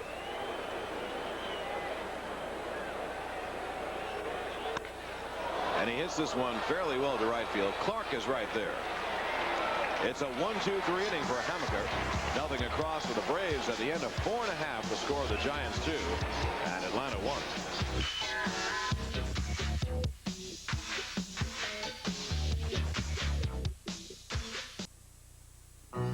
Put your head on my shoulder. Hold me in your arms, baby.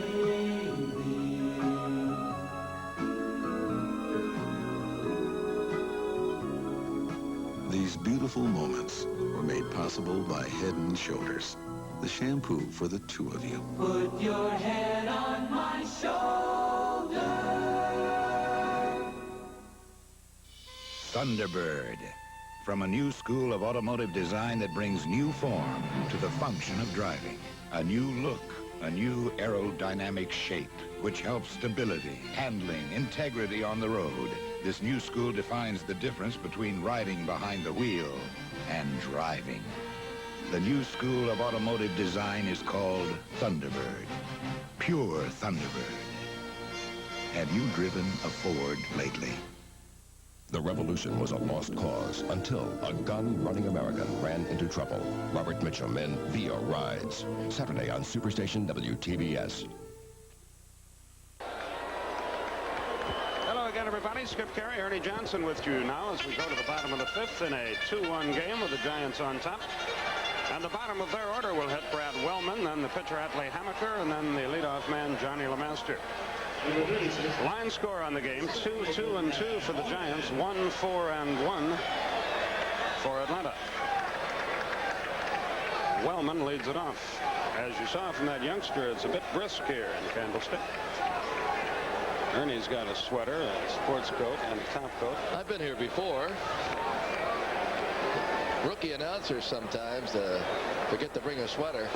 The pitch to Wellman is low. 1 ball, no strikes. I'll tell you here what I told you on radio. Have you ever seen a whale in a mink coat? You're well fortified. Not yet, but I will be as soon as this is over. And curve is inside. 2-0 the count. We came over here. Skip said it's real cold over here. The radio booth is just fairly cold. It's only about 18 degrees in the radio booth. Here it's 8 below.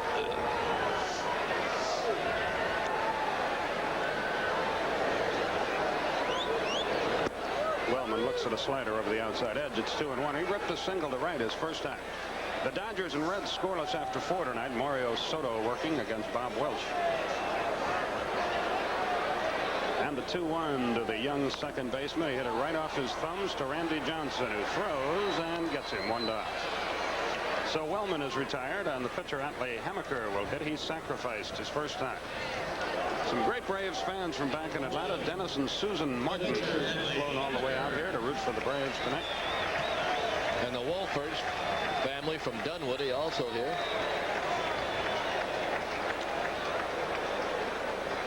Hammaker is hitting at 118 for the year.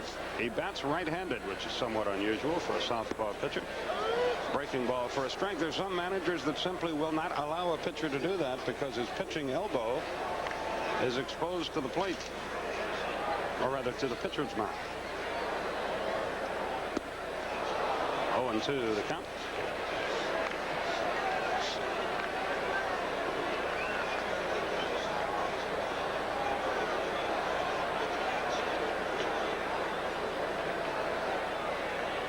Perez delivers, slider low and away.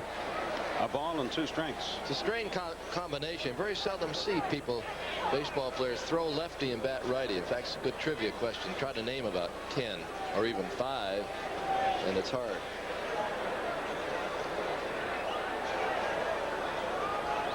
The 1-2 pitch, here it is. Swung on, looping liner right at Chambliss, 2 down.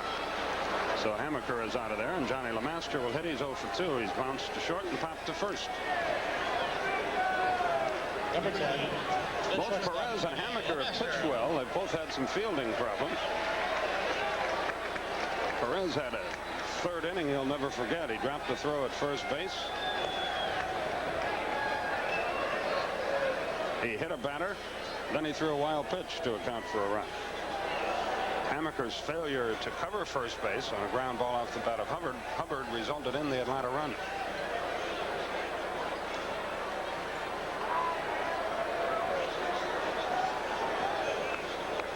What happens if you heat up a Budweiser? You get a new drink. Here's the pitch. Curve, swung and missed. It's 0-1. 2 out, nobody aboard. Bottom of the 5th.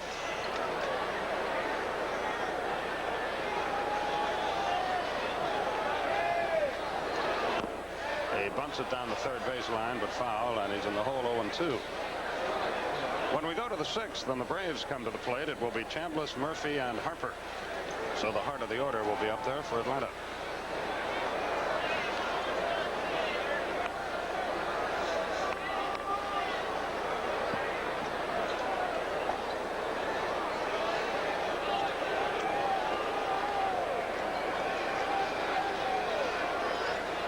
And the 0-2 pitch forthcoming to Johnny LeMaster. Check swing, pop fly. Chambliss gives chase. He's not going to get there. It drops out of play. So the count stays 0-2. We have these finals to report for you. The Pirates beat the Phillies 2-1. John Candelaria won his 100th big league game. Cardinals 7-2 over the Cubs. The Yankees beat Milwaukee 7-2. Detroit 11-4 over Cleveland. Toronto 6, California 3. Dave Steve, his 10th win of the year. First major league pitcher to win 10. The White Sox beat Oakland 6-3. Now the pitch to LeMaster, way high and outside. Kansas City 3-1 over Seattle, and Texas beat Minnesota 10-1. Rick Honeycutt won his 9th game of the year. A ball and 2 strikes, the count. 2 out, nobody aboard. We're in the bottom of the 5th, and the Giants lead it 2-1. Just missed with a fastball outside. 2-2 the count. Perez, a very animated performer out there. And he has cut down on that, they tell us, from when he was with the Pirate organization. He never tries to show anybody up, but he just plays with great enthusiasm. The 2-2 pitch, here it is. Just missed with a curve, and he's run it full now. 3-2. Joel Youngblood would be next.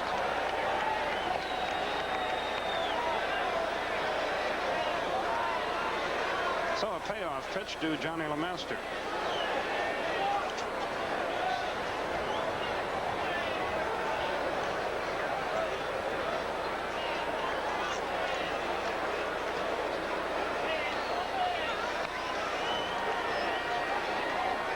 Payoff is on the way.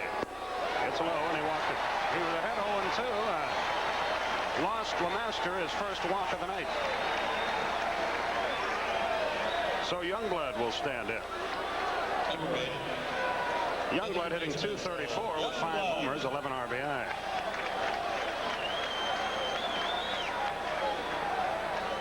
Youngblood had a home run off Braves pitching in the series in Atlanta. The wind continues to swirl and change directions here.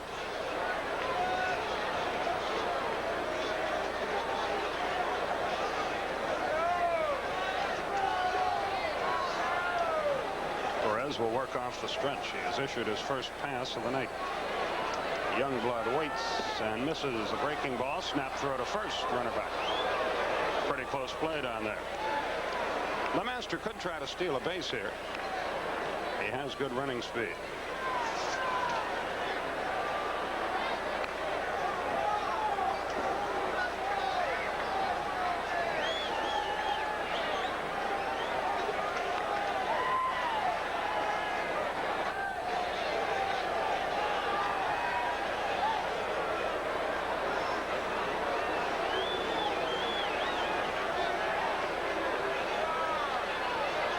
Chase LeMaster back a couple of times.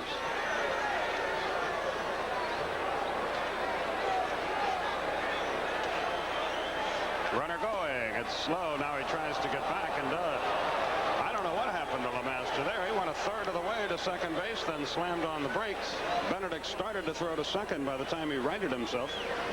LeMaster had scampered back, so no harm done.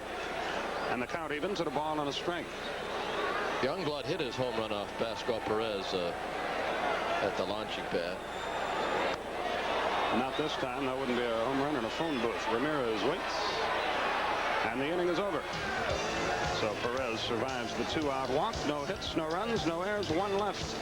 We go to the 6th, and the Giants lead it 2-1.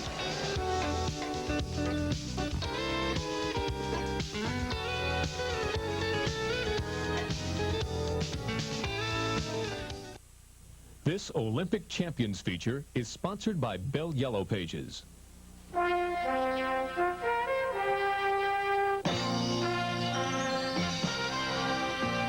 Winner of 3 golds and a silver medal at Tokyo, Czech gymnast Vera Kozlowska will try to improve on that incredible performance at Mexico City.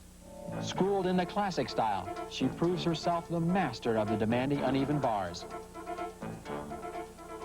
She provides a virtually flawless performance that will mark the end of an era.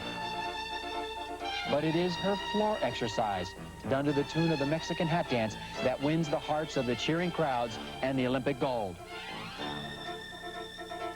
the vibrant Czech becomes one of the greatest medal winners of all time. Vera Kozlowska, Olympic champion. This Olympic Champions feature has been sponsored by Bell Yellow Pages. Help! The crazy pool builder broke! Helen! The Bell System Yellow Pages talks when your fingers do the walking. Pool doctor, we make emergency calls. Calling can save you time and energy. Mrs. Murphy, Pool doctor? you recognize my voice. Get the Yellow Pages talking. We make emergency calls. Let your fingers do the walking. For the news-minded sports lover, CNN delivers more than 20 hours of fact-filled sports news every week. If you're not receiving cable news network, contact your cable operator today. And Chris Chambliss leads off the 6th inning for Atlanta. He's lined to left and struck out. Chambliss, Murphy, and Harper in the 6th. Good fast strike over the outside edge. Last time up, all Chambliss saw was curveball. So Hammaker starts him with a good live fastball this time.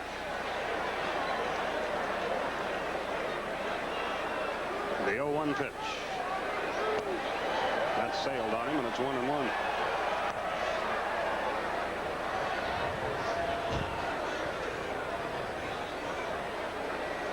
Those guys aren't playing with a full deck, I'll tell you that. Elevator doesn't stop at every floor. Back up the middle, but Wellman moves to his right and throws him out, 1 away. Hit it off the end of the bat. Chambliss is retired, and Dale Murphy will hit. Murphy's bounced to short, and on a check swing, had a little dribbler to second. He's 0 for 2. The center fielder, Dale Murphy.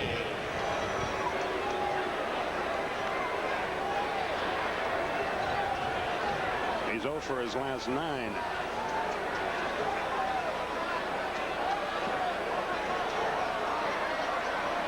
They play him around toward left and deep. Time call now is a beach ball that you see bounces onto the field and is confiscated by the bat boy, upsetting many of the patrons here. Curve low, 1 ball, no strikes. Giants have only 2 hits, but they also have the lead. It's 2-1 in the 6th. Curve, fly ball, right center field, no carry to it, battling the wind. Clark in, Wellman out. It's going to be Clark, 2 down. So Murphy is out of there, and here's the hitting hero for Atlanta tonight, Terry Harper, who has singled, tripled, and scored the Atlanta run.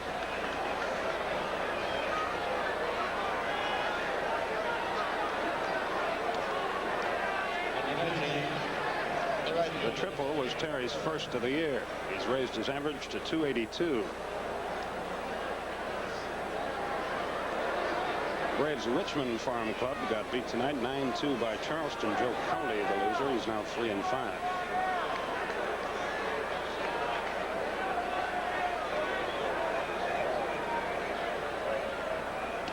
Curve low, 1 ball, no strikes. Hammaker, this is his 13th start of the year. He has completed 4. He has 2 shutouts. So he has been a quality pitcher since day 1. And especially here where he's 3-0.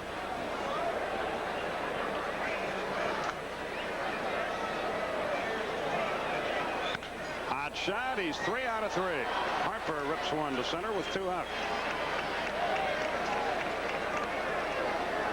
And Randy Johnson will bat. He has sacrificed, reached on an air. That was all 1 play, and he has bounced to short. If you're a fastball pitcher, I think you'd love to pitch here. Many hitters on the cold weather hate to bat here. So you're the warmest one out there. You put a little, well, oil on your shoulder, heat up, hot stuff as they call it, and you're probably the most comfortable player there. So pitchers, I'm sure, like the pitcher.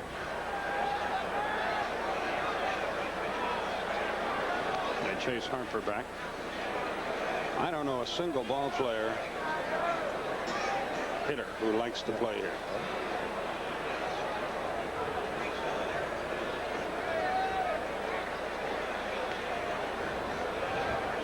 There has been some talk. Some municipal council in San Francisco has They've commissioned a feasibility study for just abandoning this place and building a new ballpark downtown where the weather is 20 degrees warmer and the wind not as bad.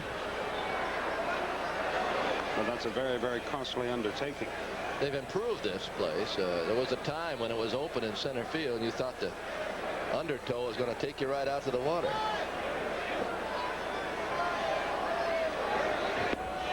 He missed the breaking ball. 0-1 the count. Unfortunately, when they closed it in, they thought that was going to solve the entire problem, and it did not. As it turns out, the ballpark should never have been built here in the first place.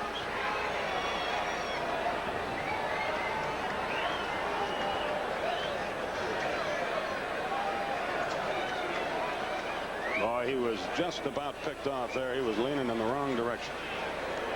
But he got back all right. That was a cute move by Hamaker, and he doesn't really have a great move to first base yet. He's developing it. He's still young, but he took a short step that time, almost got it.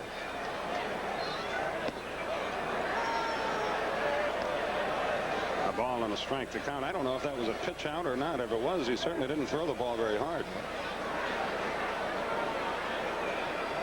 Harper at first, 2 down. We're in the 6th, and it's 2-1 Giants. Perez and Hamaker matched up here, and as you might expect, it's been a good pitcher's duel. 2 balls and a strike.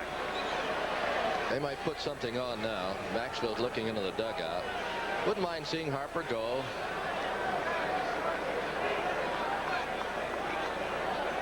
Hit and run. Terry has good running speed too, although Milt May, pretty good receiver back there, not highly publicized, but he gets the job done. The Giants are thinking the way Ernie is. They again chase the runner back.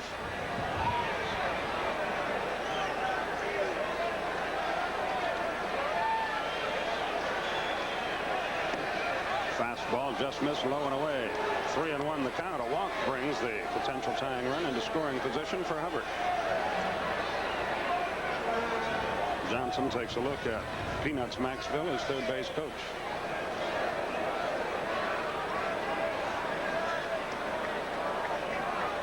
Harper laid in the 3-1 pitch instead to first. This is another pitch you can run on.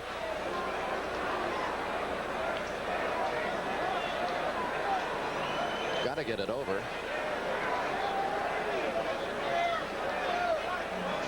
And the 3-1 to Johnson. Here it is. There he goes outside, and 2 are on with 2 out.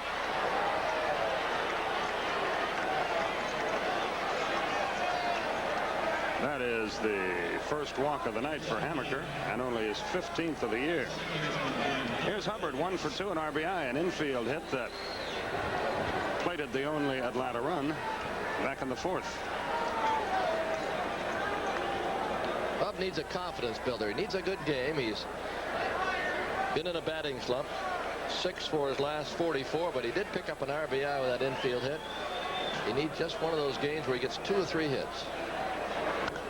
He hit the daylights out of that, but fouled to right. It's 0-1. At the moment, the wind is blowing toward the left field fence. At the moment, that's subject to change second by second.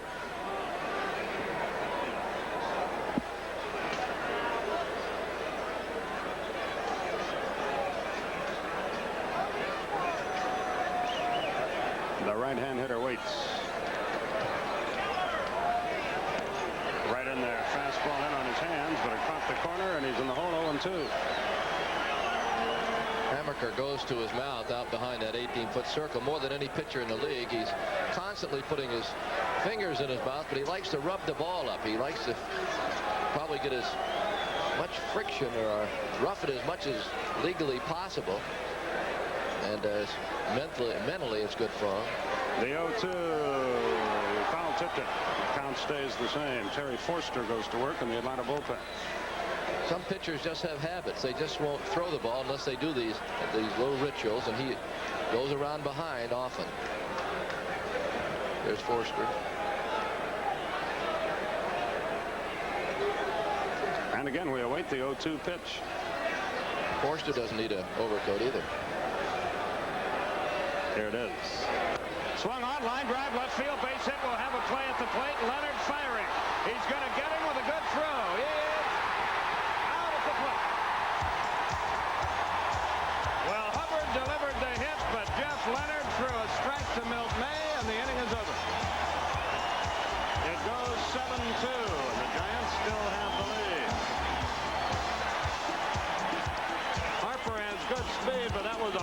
hopper to Leonard, and he's made a perfect one-hop throw to the plate, and look at May lunge in there.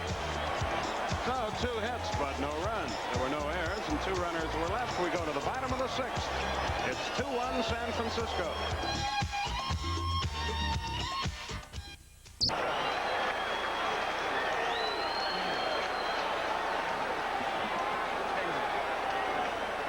Brian Kingman begins to throw in the Giant bullpen as we go to the bottom of the 6th, and Darrell Evans leads it off. After 6, the Dodgers and Reds still scoreless. Soto against Welch.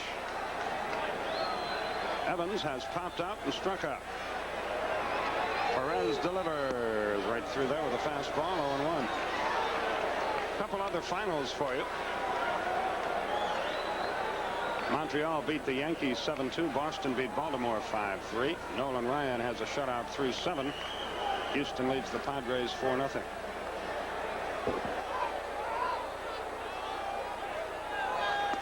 Montreal beat the Mets, no matter what I said. What did I say, Giants? Yankees. Huh. Well, that would be big news. That would be. Interleague play. The let-up victimizes Evans, and the count's 1-2. You're quick. I don't feel too badly. If you want to get into your tryout camp thing again, we can go through that like we did on radio.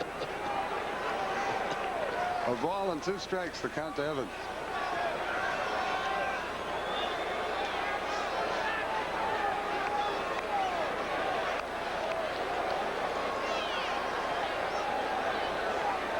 Jack Clark waits to hit next. Just missed low and away. It's 2-2.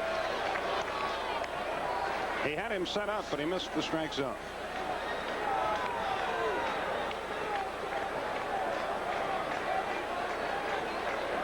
Perez again ready. Foul tipped it. The count stays 2 balls, 2 strikes. We'll be with you at 4:05 Eastern Time tomorrow afternoon when Ken Daly pitches against Andy McGaffigan. 4:05 again on Sunday. Mike Krukow against Craig McMurtry.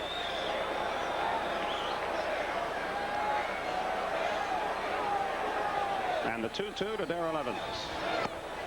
High and inside. He's run it full, 3-2.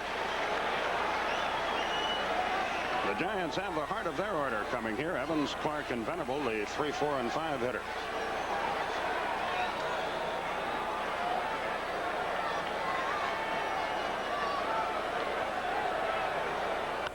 Let up, popped up, foul territory. Randy Johnson on the move, battling the wind, and he's got it. 1 up. The wind held that ball up for him, brought it back, in fact, 1 away. So Evans is out, and here's Clark, who ripped a solo home run in the 4th to give the Giants their 2-1 lead.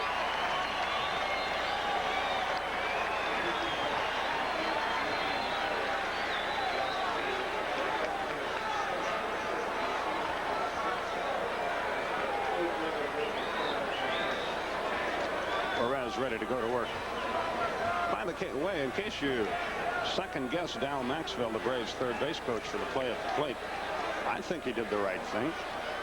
You got to send him with 2 outs. You can't wait for another base hit. Welch has just hit a home run in the 6th with nobody on. Against Soto. Against Soto. Makes it 1-0. Bob Welch, the pitcher, a home run off Soto. Little calling card for Mr. Clark, and it's 2-0. Yeah, with 2 out, Leonard had to make the play perfectly, which he did. He had to make a near perfect throw, which he did. And so they just beat you on that particular play, that's all.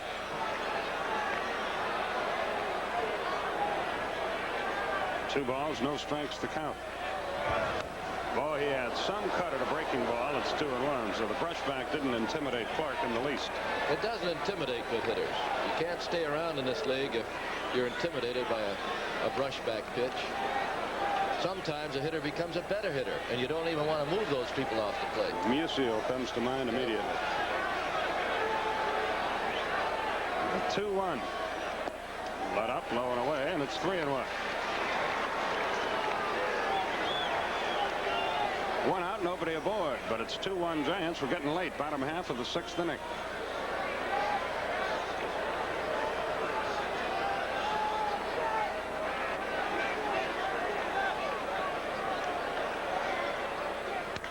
Bouncing ball to short. Ramirez waits, fields, and throws. Got him 2 up. So 2 are down in the 6th inning. And Max Venable will bat. He's flied to center, bounced to second. Perez has a 2-hitter, but he's losing.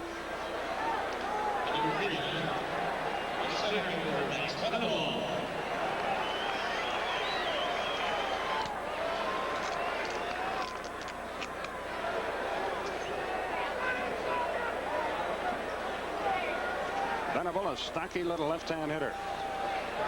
Doesn't have much of an average, but he always seems to swing the bat well against us. 1 ball, no strikes. He hit 1 out against us in Atlanta last week.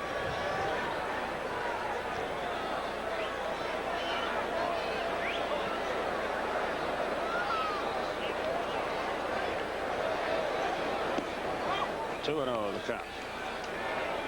Well, Kingman is throwing in earnest down in their bullpen. I wonder if Hamaker's arm is tightening up or something. He's allowed 6 hits, but a couple of them have been bleeders.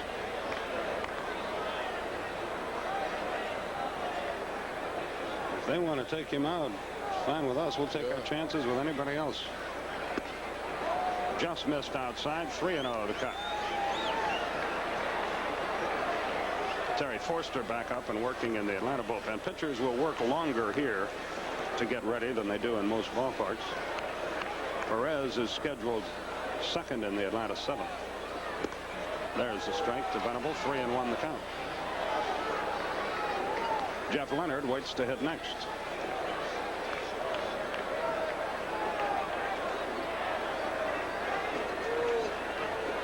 And the 3-1 pitch is low. He walked it. So Venable reaches. That's the second walk surrendered by Pasquale. And here comes Jeff Leonard, who has batted twice and struck out twice.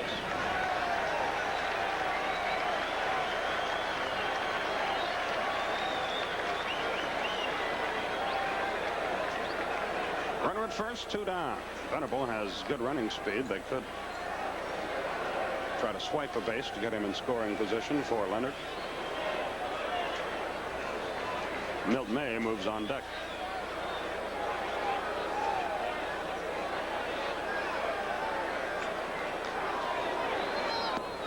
He hung the curveball high and inside. 1 ball, no strikes. Bob Gibson to the mound to talk it over with Perez, who suddenly encounters some controlled difficulty.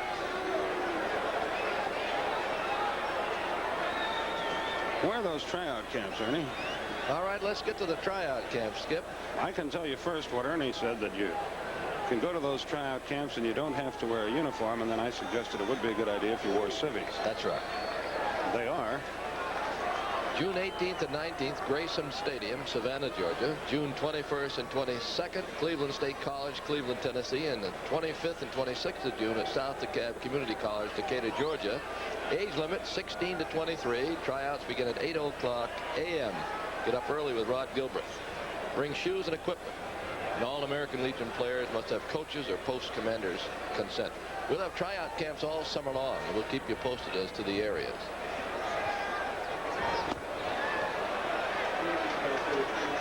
Pitch out, nothing happening. It's 2-0.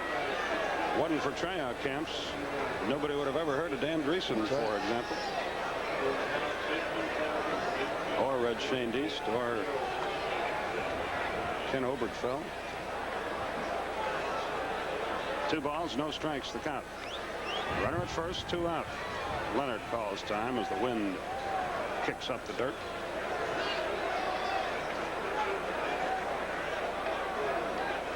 $16,871 the paid attendance here. 16,871.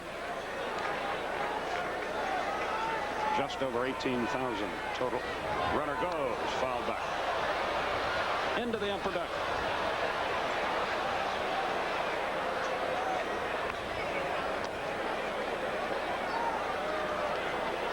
When you see a player's biog and it says signed as a free agent, usually that's through a tryout camp. Someone liked him, he wasn't drafted, or they brought him in to work him out. There's still a lot of players out there. They shouldn't be discouraged just because they're not drafted. They can still make the major leagues. Can't find everybody. He's going again. Fouled away again. 2-2, the count on Leonard.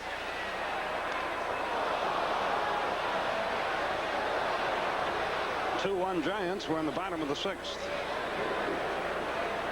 When a youngster makes it sometimes, and he hasn't been drafted, it's because when he's 17 or 18, the scouts look at him and they say, well, he's not very big, not very fast, can't throw very hard.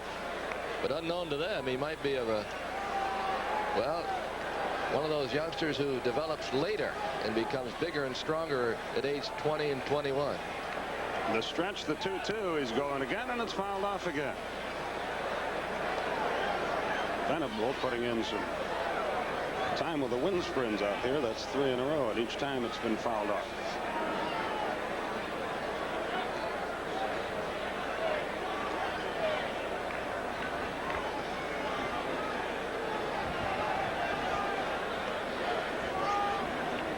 Tom Smith, our WTBS director, here tonight.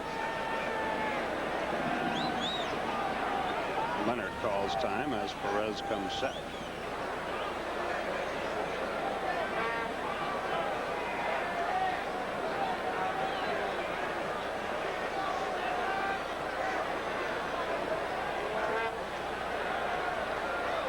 He's going. It's low. Benedict's throw is high, and the runner is safe.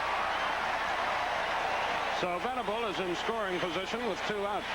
He got a good jump, and the throw was not a good one. Yes, he got a good jump on Pascual. Throw a little bit high, but even a low throw, I believe he's got the base stolen. Venable runs well. So that makes getting Leonard more important. You can ill afford another giant run here with only 3 at-bats to go. Perez is set, and the payoff pitch is on the way. And he got him for the 3rd successive time, and the inning is over. Strikeout number 5 for Perez. No hits, no runs, no errors, 1 left. We go to the 7th with your score. Giants 2, Braves 1.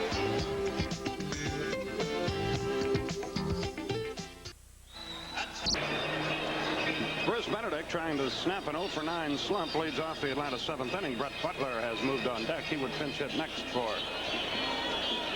Pascual Perez, who pitched a fine ball game tonight. But we'll leave it behind in the score. Benedict trying to snap an 0-for-9 slump.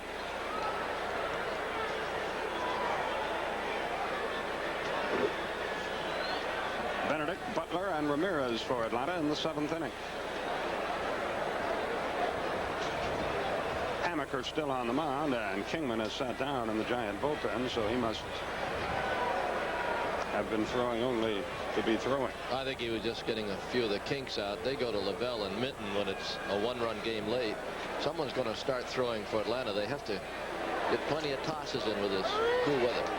Breaking ball for a strike to Benedict. Forster was up and throwing, but he is no longer. Not up high and away, 1-1 the count. Well, it's almost that time of year again. Tom Smith, our director, along with our executive producer Don Ellis, combining this game with scouting NCAA football sites for another year of TBS coverage of that. There's a line drive right center, but it's hooking toward Clark, and he's got it. 1 out. The wind blew it right into his lap. 1 away. Tough break for Bruce as the 7th unfolds. Watch it come back to him, and Clark made a nice catch. And here's Brett Butler. So Perez is through for the night. He went 6 innings, allowed just 2 hits. He struck out 5. He walked 2. He allowed 2 runs. 1 of them earned. Hit a batter, threw a wild pitch, and that cost him his position in this ball game. Forster back up in the Atlanta pen. Ramirez moves on deck.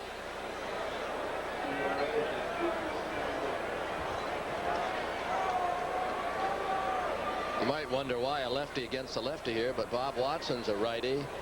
They want to save him till later in the ball game. Not too many righties on the bench, or all in the starting lineup. He bunts back to the mound. He boots the ball, and Butler's safe, and he almost threw it away again. It'll probably be a hit for Butler.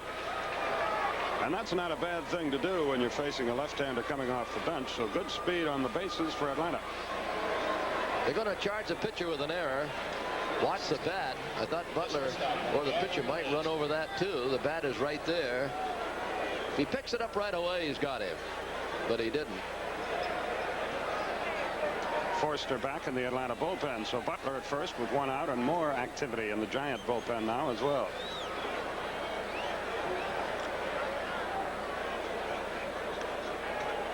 Greg Minton up and throwing.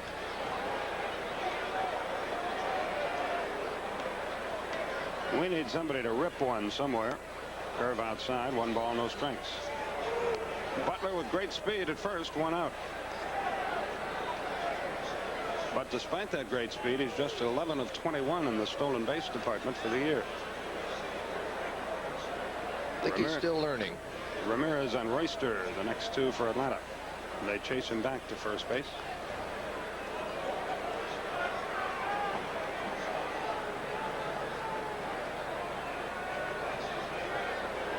Again, the throw to first. He showed him a quicker move that time, but really not a very good one. And Brett got back all right. The Giants have committed 3 errors already. He's going. Pitches high. Mays throw. He's in there. Stolen base for Butler, his 12th of the year. He got a good jump, and he's in scoring position with 1 out. Boy, that speed is a premium thing. And with the pitcher looking right at him, Butler swipes second. The throw was high and away down at second base from May. But Butler was in there anyway. And the board has the count on Ramirez. 2 balls, no strikes. So the Braves have a chance here to at least tie it. Raphael has popped to second, flied to right, and popped to first. So everything's been on the right side tonight. The pitch. Breaking ball of beauty right in there. It's 2 balls and a strike. Ramirez was not enchanted with the call.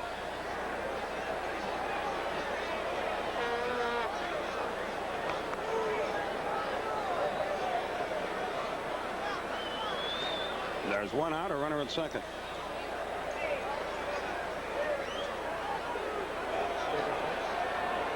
The Dodgers bat in the bottom of the 7th, down 1-0.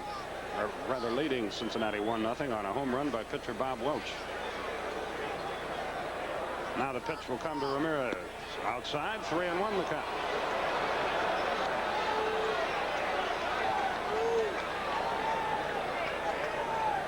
Time call now. Joel Youngblood comes in to talk it over with Atlee Hammaker. Both bullpens are busy. The wind now is shifted completely, and it's blowing toward the right field wall.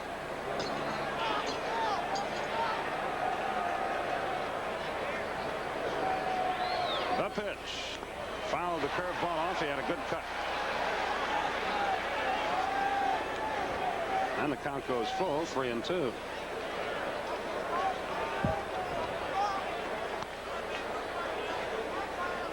Jerry Royster will be next.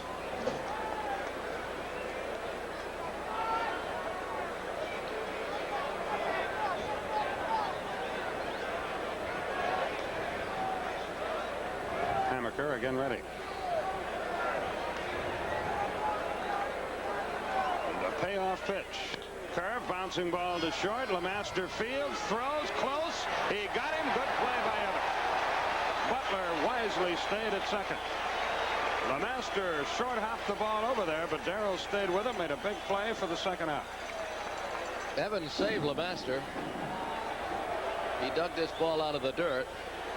LeMaster had to wait for that last bounce, and he threw low to first. Watch this scoop. Backhanded scoop. And we take another look. From left field, you can see the scoop a little better. It was not an easy throw to handle. So it's all up to Jerry Royster if Atlanta's going to tie things up here in the 7th. Incidentally, it looked like Ramirez swung at ball 4, a curved ball down around his ankle. The pitch. Didn't mean to. Little tap. The inning will be over. Evans will take it himself. Royster retired on a check swing, so nothing doing for Atlanta in the 7th. No hits, no runs, 1 error, 1 left.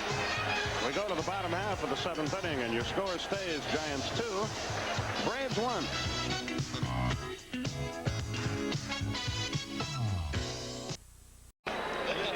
We go to the bottom half of the 7th inning. Milt May will lead it off for the Giants against the new Atlanta pitcher, Terry Forster. And here with the play-by-play story, once again, Ernie Johnson. Okay, Skip. Milt May leads it off. Forster, 1-1, ERA good at 1.76. He has 8 saves. Perez pitched well. It's a 2-1 game. First pitch, strike on the outside corner. May is 0-for-2, reached on an error in the 3rd. Grounded out to 2nd in the 4th. Jack Clark's home run in the 4th is the deciding run right now. The 0-1 towards short. Raffy got him. 1 out for Brad Wellman. We got visitors all the way from Hawaii. Jimmy and Lorraine Gagnon coming for the series. Watch the Braves with regularity in Hawaii, and now they want to see him play. They say hi to all their friends. Forster's pitch hit foul up by first. Buford watch it roll by. Hamaker's on deck. Giants 2 runs, only 2 hits and 3 errors. The Braves 6-1. One of the runs off Perez unearned due to his own error.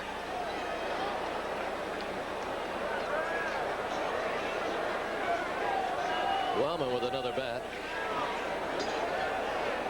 We anxiously await tomorrow afternoon. Ken Daly will pitch for Atlanta. Just called up from Richmond, where he won 9 ball games.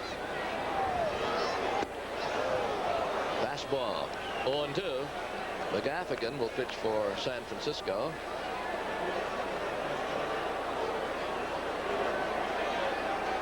Forster with an 0-2. Fly ball slicing. Harper's got it.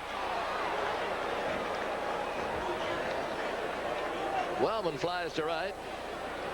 Now Hamaker will get a nice hand. He's 0 for 1. He's a local hero. Atlee Hamaker. He's shooting for his 8th win. He's 3-0 at home. Total crowd is a little over 18,000 here at Candlestick. They've averaged in the neighborhood of 15,000 a game. First pitch to strike. Looking ahead to the 8th for Atlanta. Chambliss, Murphy, and Harper the first 3. Over first. Foul.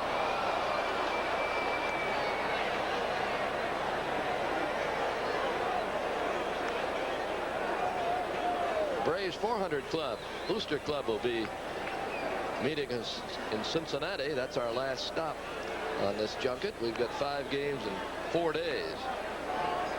The 0-2 is low. Forster's a big guy. Works in a hurry. 1-2 pitch is high and away. 2-2. Braves came into this game with the best batting average in the National League. They led the Cardinals by a point.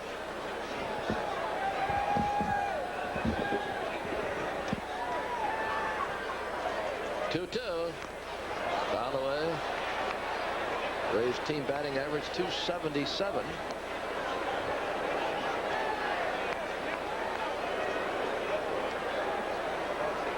But they've scored only 1 time here tonight. Hamaker's been tough. He hasn't been easy for anyone. Up the middle, tough play, Hubbard. But he got him. Pitcher running. Hubbard throws him out. That's a 1-2-3 for Forster. We go to the 8th. It's still 2-1 Giants.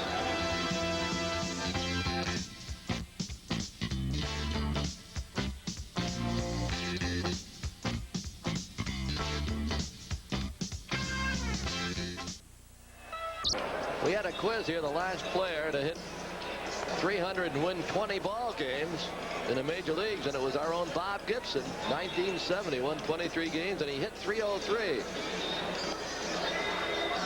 As you look at our Red Men scoreboard as we go to the 8th inning. There it is, folks. There's your Red Man scoreboard. Chambliss leads it off. Your attention. How about that Dave Steve, the first pitcher in the major leagues to win his 10th game. And down at Texas, Honeycutt won his 9th. The Detroit Tigers, we've mentioned this before, the Tigers won again today. They won 9 out of their last 11. The Eastern Division in the American League is so tight. You put together a good string and you're almost in first place. The Tigers about 2 weeks ago were 5th. Now they're 2nd. Chambliss fouls a pitch away. About 2 weeks ago, everybody in Detroit wanted Sparky Anderson fired. Now you don't hear any of that anymore.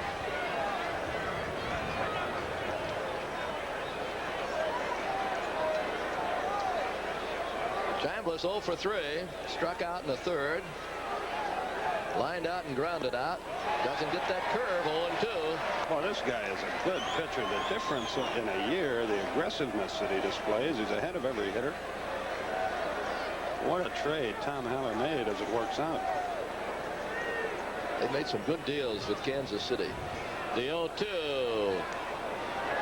Foul away, another curveball. You know, I mean, you have to look at it the other way, too. The Giants rebuilding. Kansas City, a club that has won some divisions and felt Vida Blue could win them another one, but it really hasn't worked out for them. They gambled and lost. There are curves and there are curves. If you don't put it in the right spot, not worth anything. But he's been right on the money tonight. Now he goes to his mouth. Off the circle. And the 1-2 pitch on the way. Oh, he's teasing Chris. 2 balls and 2 strikes. Folks in Lenoir, Tennessee ought to be proud of this fellow. He's a good one. Here's a 2-2. Foul away. Hung that one a bit. And you don't have to have a blazing fastball to succeed up here. You just have to have a fastball that is respected by the hitters. In other words, they can't sit on every other pitch and still hit your fastball. 2-2. Curve hit high into the air, short left. Leonard staggered a bit, but hung on. 1 down. It's 2-1 Giants. Murphy, the batter, he's 0 for 3. Last time these clubs met in Atlanta, Murphy had 9 hits and 4 homers in the series. One of them off Hamaker. And a couple off McGaffigan, who's pitching tomorrow. Hamaker has given up only 2 home run balls all year. There's a race. Right-handed relief. Lavell's a lefty. Breaking ball gets in there. 1-0.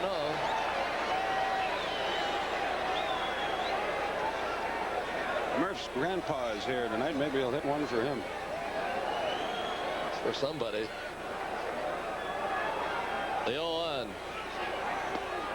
Third ball, 0-2.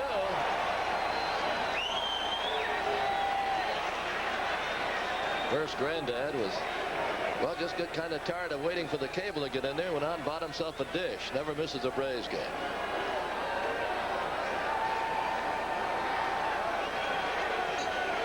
Now the 0-2. Toward deep short. Tough play. Look at Evans. Evans making like Wally Pipp over there. Lemaster knocked it down. He's got that quick release. Probably the quickest release of any shortstop. And Evans dug it out of the dirt again. Lemaster shows some maturity here, too. You won't see it on this particular replay, but he booted that ball. It dropped right at his feet. He didn't panic. He just picked it up and unloaded. Now Terry Harper, who's 3 for 3 with a triple.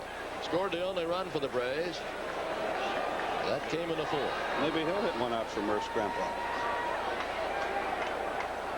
We're running out of time. And outs.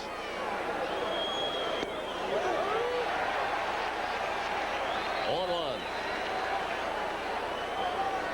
Here comes Herm Storetta. He got rid of those shoes that light up in the dark. He got white bands on them now.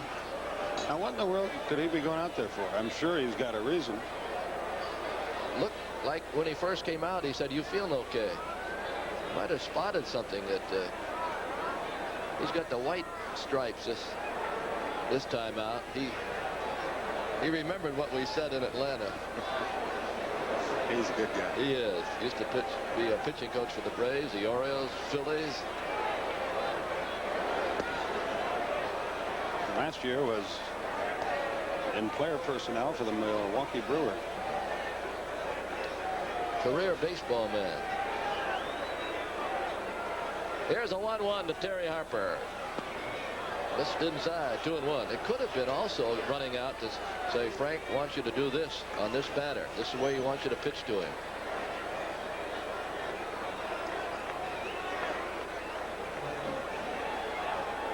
Two outs, top of the eighth, 2-1 Giants, and the 2-1 pitch from Hamaker. Curveball, 2-2. Ernie, he throws more good curveballs than any pitcher I can recall. He uses that thing as most pitchers do their fastball. And again, it's a ball, but you can't blame the hitter. At bottom just drops out of it. The other amazing thing is most lefties are wild. He's averaged less than 2 walks per 9 innings. 2-2. Toward the hall. It's going to be a base hit for Harper. And he's 4 for 4. LeMaster knocked it down, but he had no play. Should be a hit.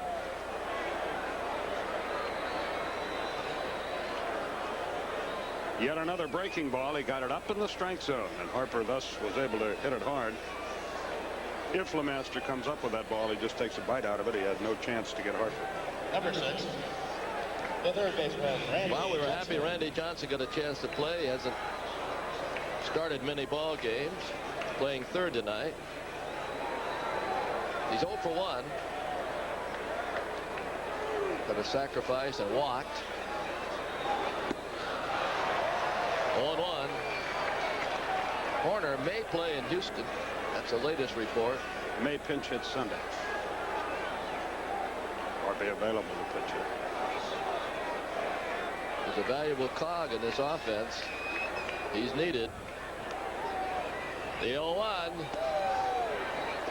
1 ball, 1 strike. Skip Carey and Ernie Johnson with you from Candlestick Park in San Francisco as Maxwell flashes a sign. Harper's at first. He runs well.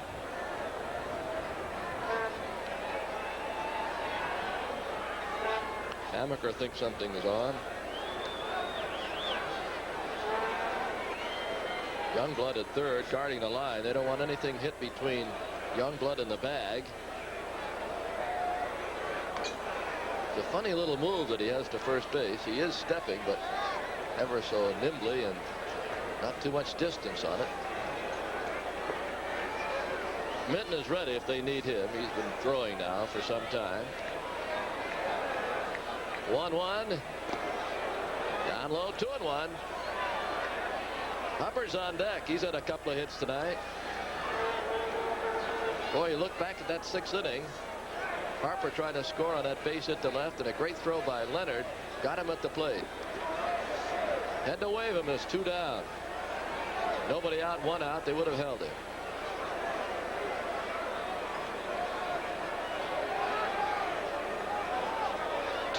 Runner going. Throw is going to be safe. Look at LeMaster. He's furious, and here comes old high pockets Frank Robinson. We're going to have an argument. The throw is a little bit to the third base side.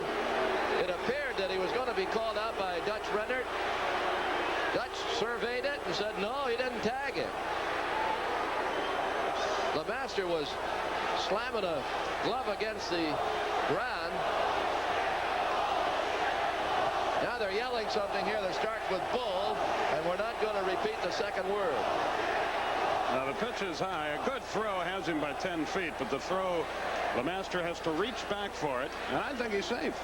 I think he caught that outside of the bag. Now LeMaster has a temper tantrum. You see just the start of it. They'll put Harper at second with a stolen base. Another angle. He got the pitch way up.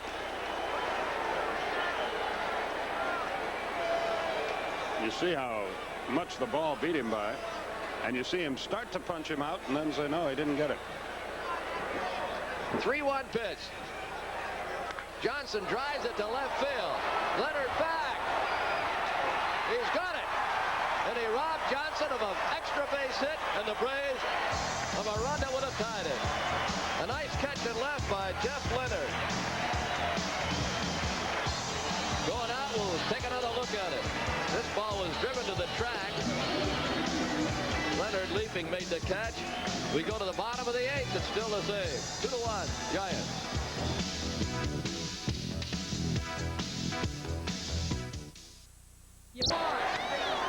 Weekdays step into a world burning with passion, burning with power, and burning with greed. Meet the Catlins and watch their story unfold. Weekdays at 11:05 Eastern, 8:05 Pacific time on Superstation WTBS. Calm down, folks. There's a staunch Braves rooter right in the midst of some Giant rooters. Takes a little nerve. Youngblood's a batter. Check it. LeMaster's a batter. Youngblood to follow. LeMaster is 0 for 2. Forster goes high, 2-0. Our last report on the Dodgers, 1-0 Dodgers after 6. And we're going to check that out for you. They're playing south of us. And Welch had hit a home run off Mario Soto. That's a strike. 2-1.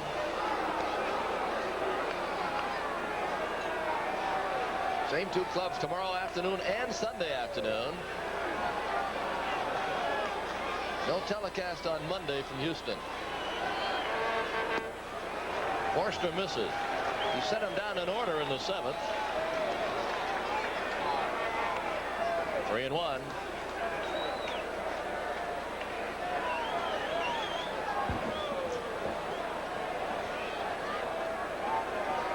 Now the 3-1 pitch. Ball 4. They now go to the 9th inning at Dodger Stadium, and the Dodgers lead 1-0 on the Welch homer. Number 8. The third baseman, Joel. LeMaster at first with a walk. Here's Joel Youngblood. Went up once, he popped to short. O'Malley started, was hit by a pitch, taken out of the ball game.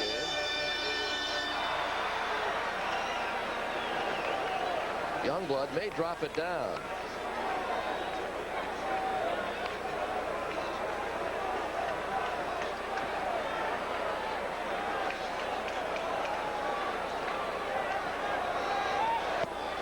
Pitch is high.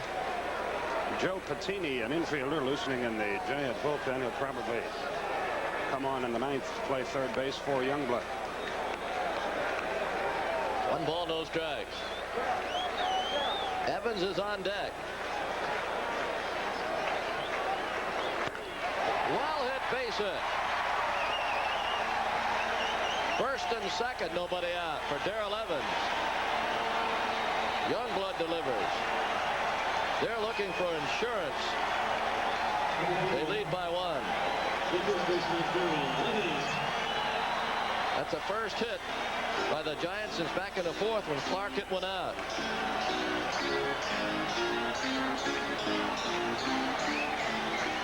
Well, there have been times the slugger will be asked to bunt. I don't know if they'll ask Evans to do that or not. He's had a great year. Randy Johnson a little shallow at third. Clark is due next. Let's see how Frank Robinson plays it. First and second, nobody out. He's bunting and popping it to Johnson, who goes to second. And they get a play down there. Randy Johnson handled that ball well.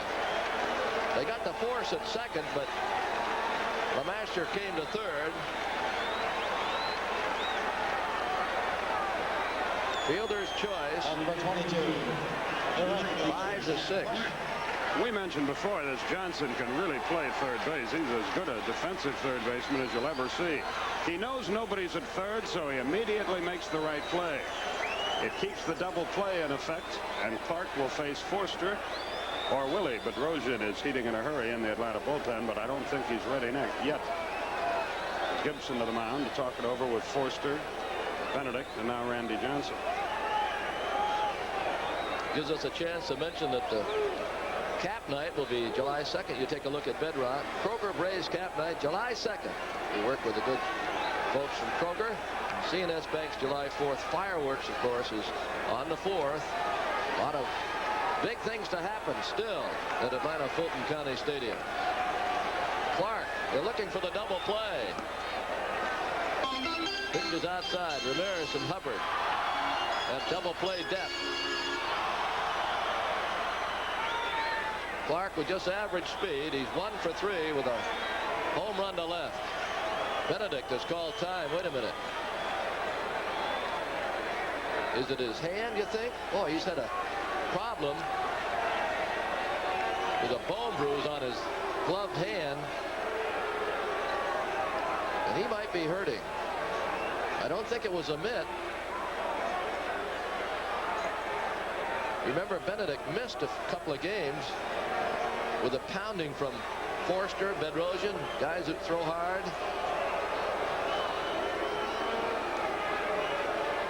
Let's see. Going to hang in there. I think that's what it was. Just wanted to get a breather.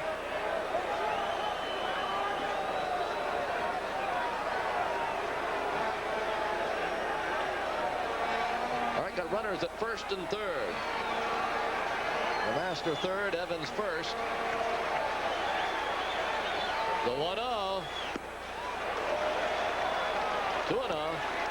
Ernie, they got both Max Venable and Chili Davis in the on-deck circle, so I don't know what's what here.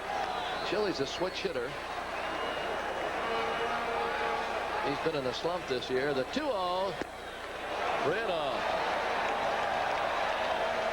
They might green light him right here. Clark takes a long look at Danny Ozark. Boy, almost bet the mortgage, wouldn't you? That 3-0, if you like it, swing. Try to get the fly ball. It's only 1 out.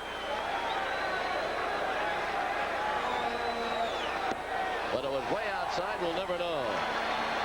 Ball 4, they're loaded.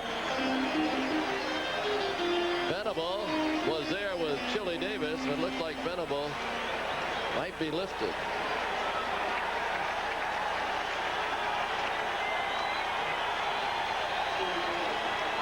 It's Chili Davis for Venable.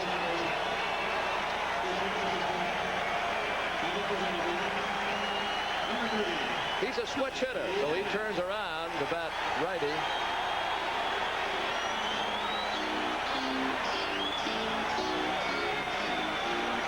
Davis is batting .228 overall as a right-handed batter, .222, .231 lefty.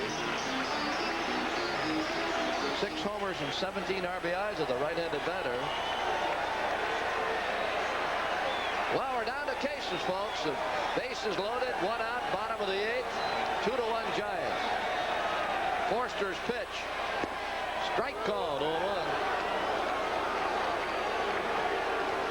LeMaster at third, Evans second, and Clark is at first.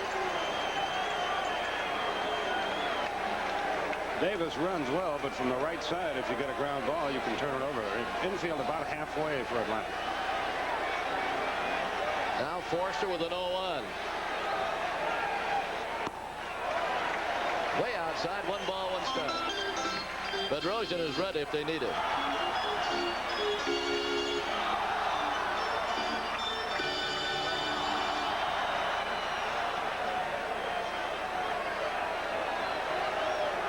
Outfield shading Davis to right.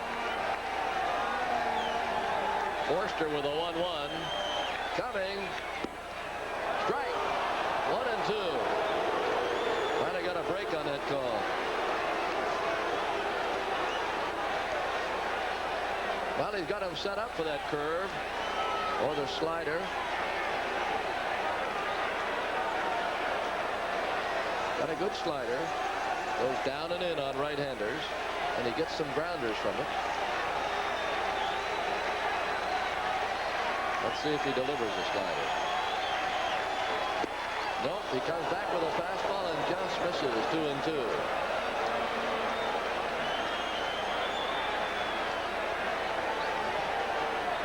The runners, Lemaster third, Evans at second, and Jack Clark at first. Relief pitching builds character, and you see it right here. You got to have some. 2 balls, 2 strikes, bases loaded, 1 out. From Forster, there's the curve, and he struck him out. He set him up beautifully. He went fastball, fastball, and he finally got that curve down and in. And he chased ball 3 here, really. That's a Hamaker type pitch, and Benedict a good play on the short hop. The Dodgers win it 1-0 on the Welch homer. Welch is 5-6. Soto is 8-5. Cincinnati had 6 hits. The Dodgers had 5, but the home run won it for him. Here's Joe Torre out, and it looks like we'll have a pitching change at Bedrosian being called upon to face possibly Leonard or a pinch hitter. Bedrosian making his way in from the bullpen in left field. You take a look at him. Forster leaving to go to the locker room, and while they do, let's pause for this commercial message.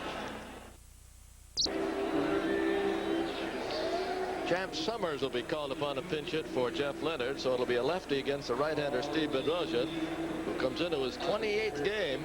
He's had a good year. He's won 4, lost 2, and saved 9. One of the leaders in the National League in games saved. Champ Summers has worn a few uniforms, including Cincinnati, Detroit, Giants. He's batting .214. No homers, 2 RBIs. He's a fastball hitter, and Bedrosian a fastball pitcher, so you get power against power. Summers, who just turned 35 years old. He's been with the Cubs in the National League, Cincinnati National, Detroit. As I mentioned, he's made the circuit. The bases are loaded for him with 2 outs.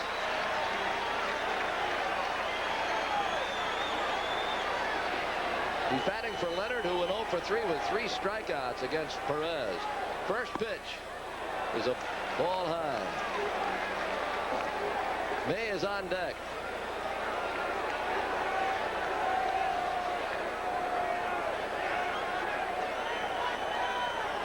Bedrock with a 1-0.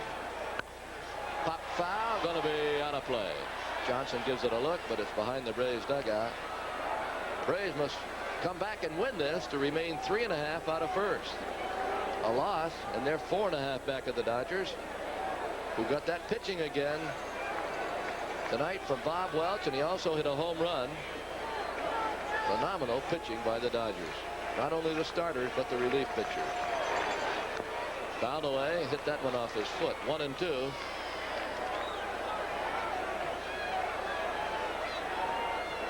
Bedrosian takes a little walk. He does that often when he gets ahead in the count.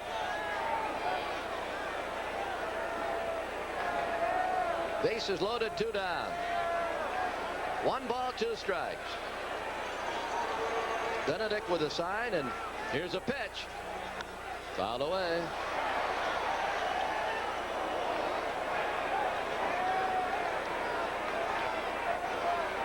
Bedrosian's a 2-pitch pitcher. He's got a fastball. He's been clocked over 90 miles an hour in the slider.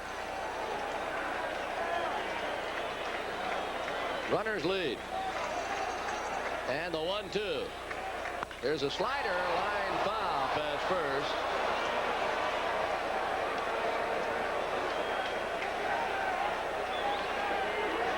Downstage, 1-2. Looking ahead to the 9th. Atlanta's got the bottom third of their order. Hubbard will lead it off. 1-2. On the way. Low. 2-2.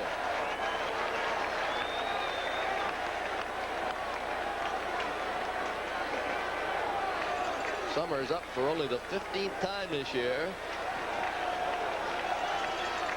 And Bedrosian pitches. Popped him up. Foul. Going to be out of play.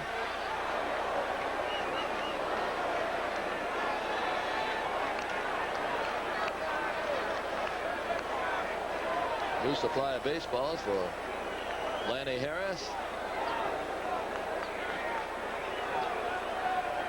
Champ Summers really put together.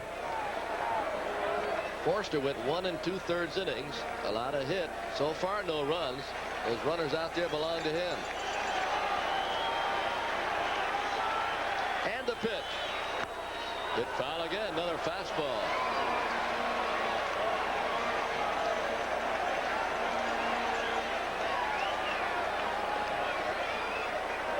LeMaster third, Evans second, and Clark at first.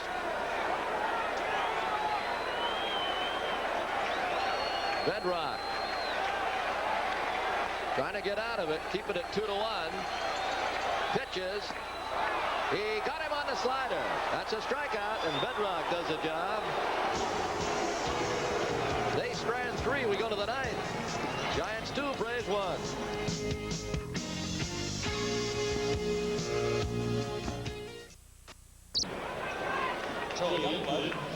This season, you can get the Braves Clubhouse collection of authentic apparel, gifts, and accessory merchandise and souvenir novelties by ordering from a colorful 16-page catalog.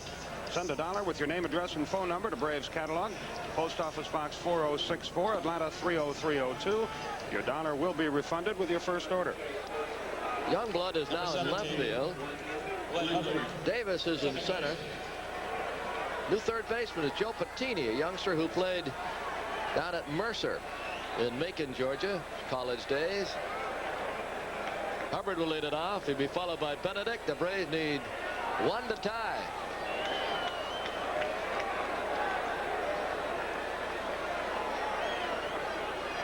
Amaker with the first pitch. Strike. He's shooting for his 8th win. Montreal beat New York 7-2. Pittsburgh over Philadelphia 2-1. Cardinals a winner over the Cubs 7-2. Houston beat San Diego 4-1. Dodgers over Cincinnati 1-0. 0-2. Toronto defeats California 6-3. The Red Sox over the Orioles 5-3. Detroit 11, Cleveland 4. Milwaukee loses to the Yankees 7-2. White Sox 6-3 over Oakland. Kansas City beats Seattle 3-1. Here we're in the 9th. And it's 2-1 Giants. My guess would be Hubbard, Benedict, and Watson for Atlanta. Benedict's out. Garber throwing in the bullpen. Lined over first. It's going to be in for a base hit. Hubbard starts the 9th with a single to right. It's his 3rd hit of the night. Well, let's see if the Braves can get him a finish. They've got the leadoff batter on. Line drive single by Hubbard. Nice to have Glenn's bat back off vacation. He hit that ball hard. He's hit the ball hard all 4 times tonight. You wonder how long Frank Robinson will go as Garber starts throwing in the Braves bullpen. Minton is ready, and Lavelle is now throwing, so they got their 1-2 punch ready in their bullpen. Benedict is hitless. He's bunting. To Hamaker. The Wellman covering, and the tying runs at second. Perfect sacrifice by Bruce Benedict. 1-4 if you keep a scorecard. Watson will pinch hit. Your attention, please. And the reason Bob was not in the starting lineup tonight was, number 1, the good hitting by Chambliss last night, and number 2, Joe Torre didn't feel that he saw the ball or swung the bat well against Hamaker in Atlanta last weekend. And he may not have to swing against Hamaker on this occasion, for Robinson is on his way out of the Giant dugout. And if he makes a change, we could get our first look at Mike Jorgensen, who just joined the team today. And Robinson has given the hook, and Minton will be called upon. Fans don't agree with the decision. They want Hamaker to go 9. Minton trotting in from the Giants bullpen, and a nice hand for Atlee Hammaker.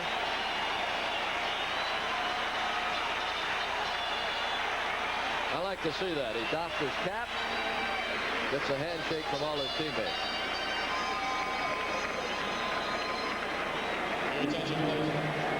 All right, while Minton warms up, let's pause for this commercial message. Watson will bat. Minton trying for his second save of the year against Atlanta.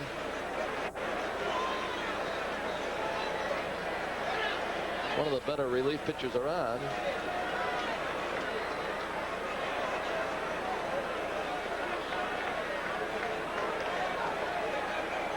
Watson against Minton, who's 1-3, ERA 4.89. He has 7 saves. Tying run second, 1 down. 0-1. Watson batting .407, a homer and 16 RBIs. Ramirez is on deck. Joe Torre with some left-handed hitting on the bench. Skip mentioned Jorgensen. Claudell Washington also available. The 0-1. 0-2.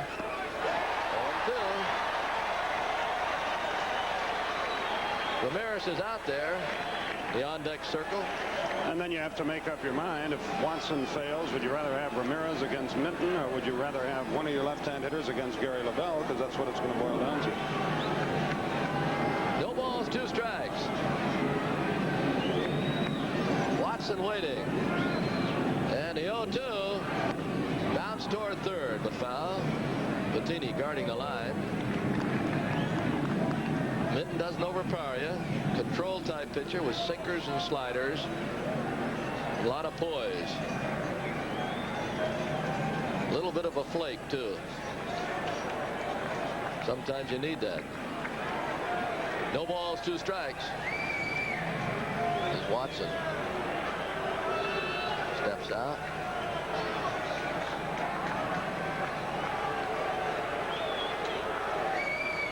Now the 0-2. Flipped over first, but it's going to be foul. Oh, he almost dunked one. It'll stay 0-2. May goes out to talk to Minton. Their infields now, Bettini, LeMaster, Wellman, and Evans. An outfield of Youngblood, Davis, and Clark. Hammaker went 8 1/3. Gave up 8 hits. So far, 1 run. The runner at second is his.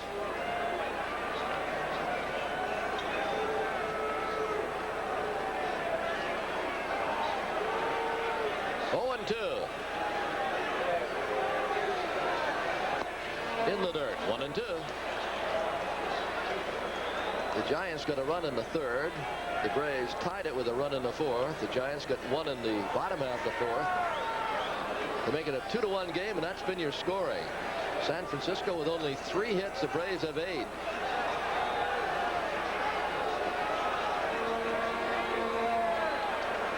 And a 1-2. He struck him out with a curve, looked low.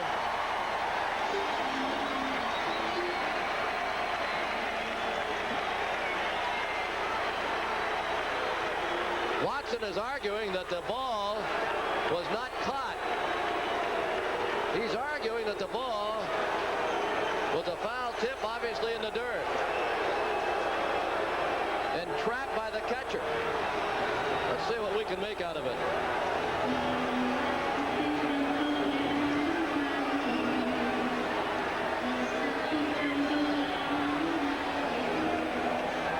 I don't think he hit it. I don't think he hit it.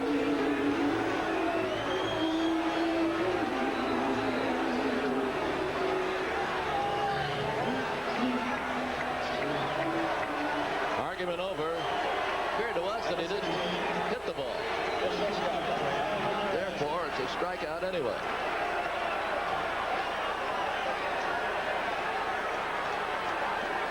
Well, it's up to Raffy. Ramirez is 0 for 4. Tying run second. 2 outs. Minton pitching. That's a strike.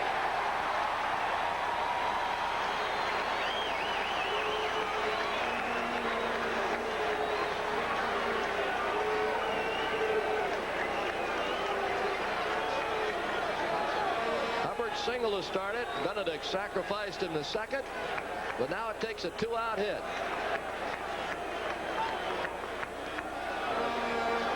And an 0-1. Swung on, bounce toward Bettini. Throwing to first. Game over. And the Giants have won it by a score of 2-1.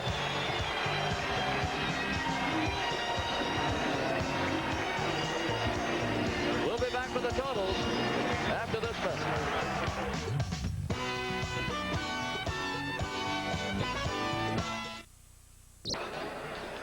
Well, both sides got excellent pitching, but the Giants won 2-1, and Skip has the totals. For the Giants, 2 runs on just 3 hits. They committed 3 errors and left 7. Atlee Hammaker, the winner, he pitched brilliantly. He's 8-3. Greg Minton, his 8th save of the year. For Atlanta, 1 run, 8 hits, 1 error. The Braves left 9. Perez, the loser, he pitched well. His own error, wild pitch, and hit batsman, as it works out, cost him the game. He is now 8-2, and the game-winning RBI goes to Jack Clark for the only home run of the game. His 6th game winner of the year. The Braves had 8 hits, 4 of them by Harper, 3 of them by Hubbard, and they come up a run short. Okay, tomorrow afternoon at 4:05 Eastern Time, we'll take a look at Ken Daly as he tries to even this series at 1 game apiece. Until then, for Tom Smith, our director, Skip Carey, Pete Van Weer, and John Sterling, this is Ernie Johnson from Candlestick Park in San Francisco. So long, everybody.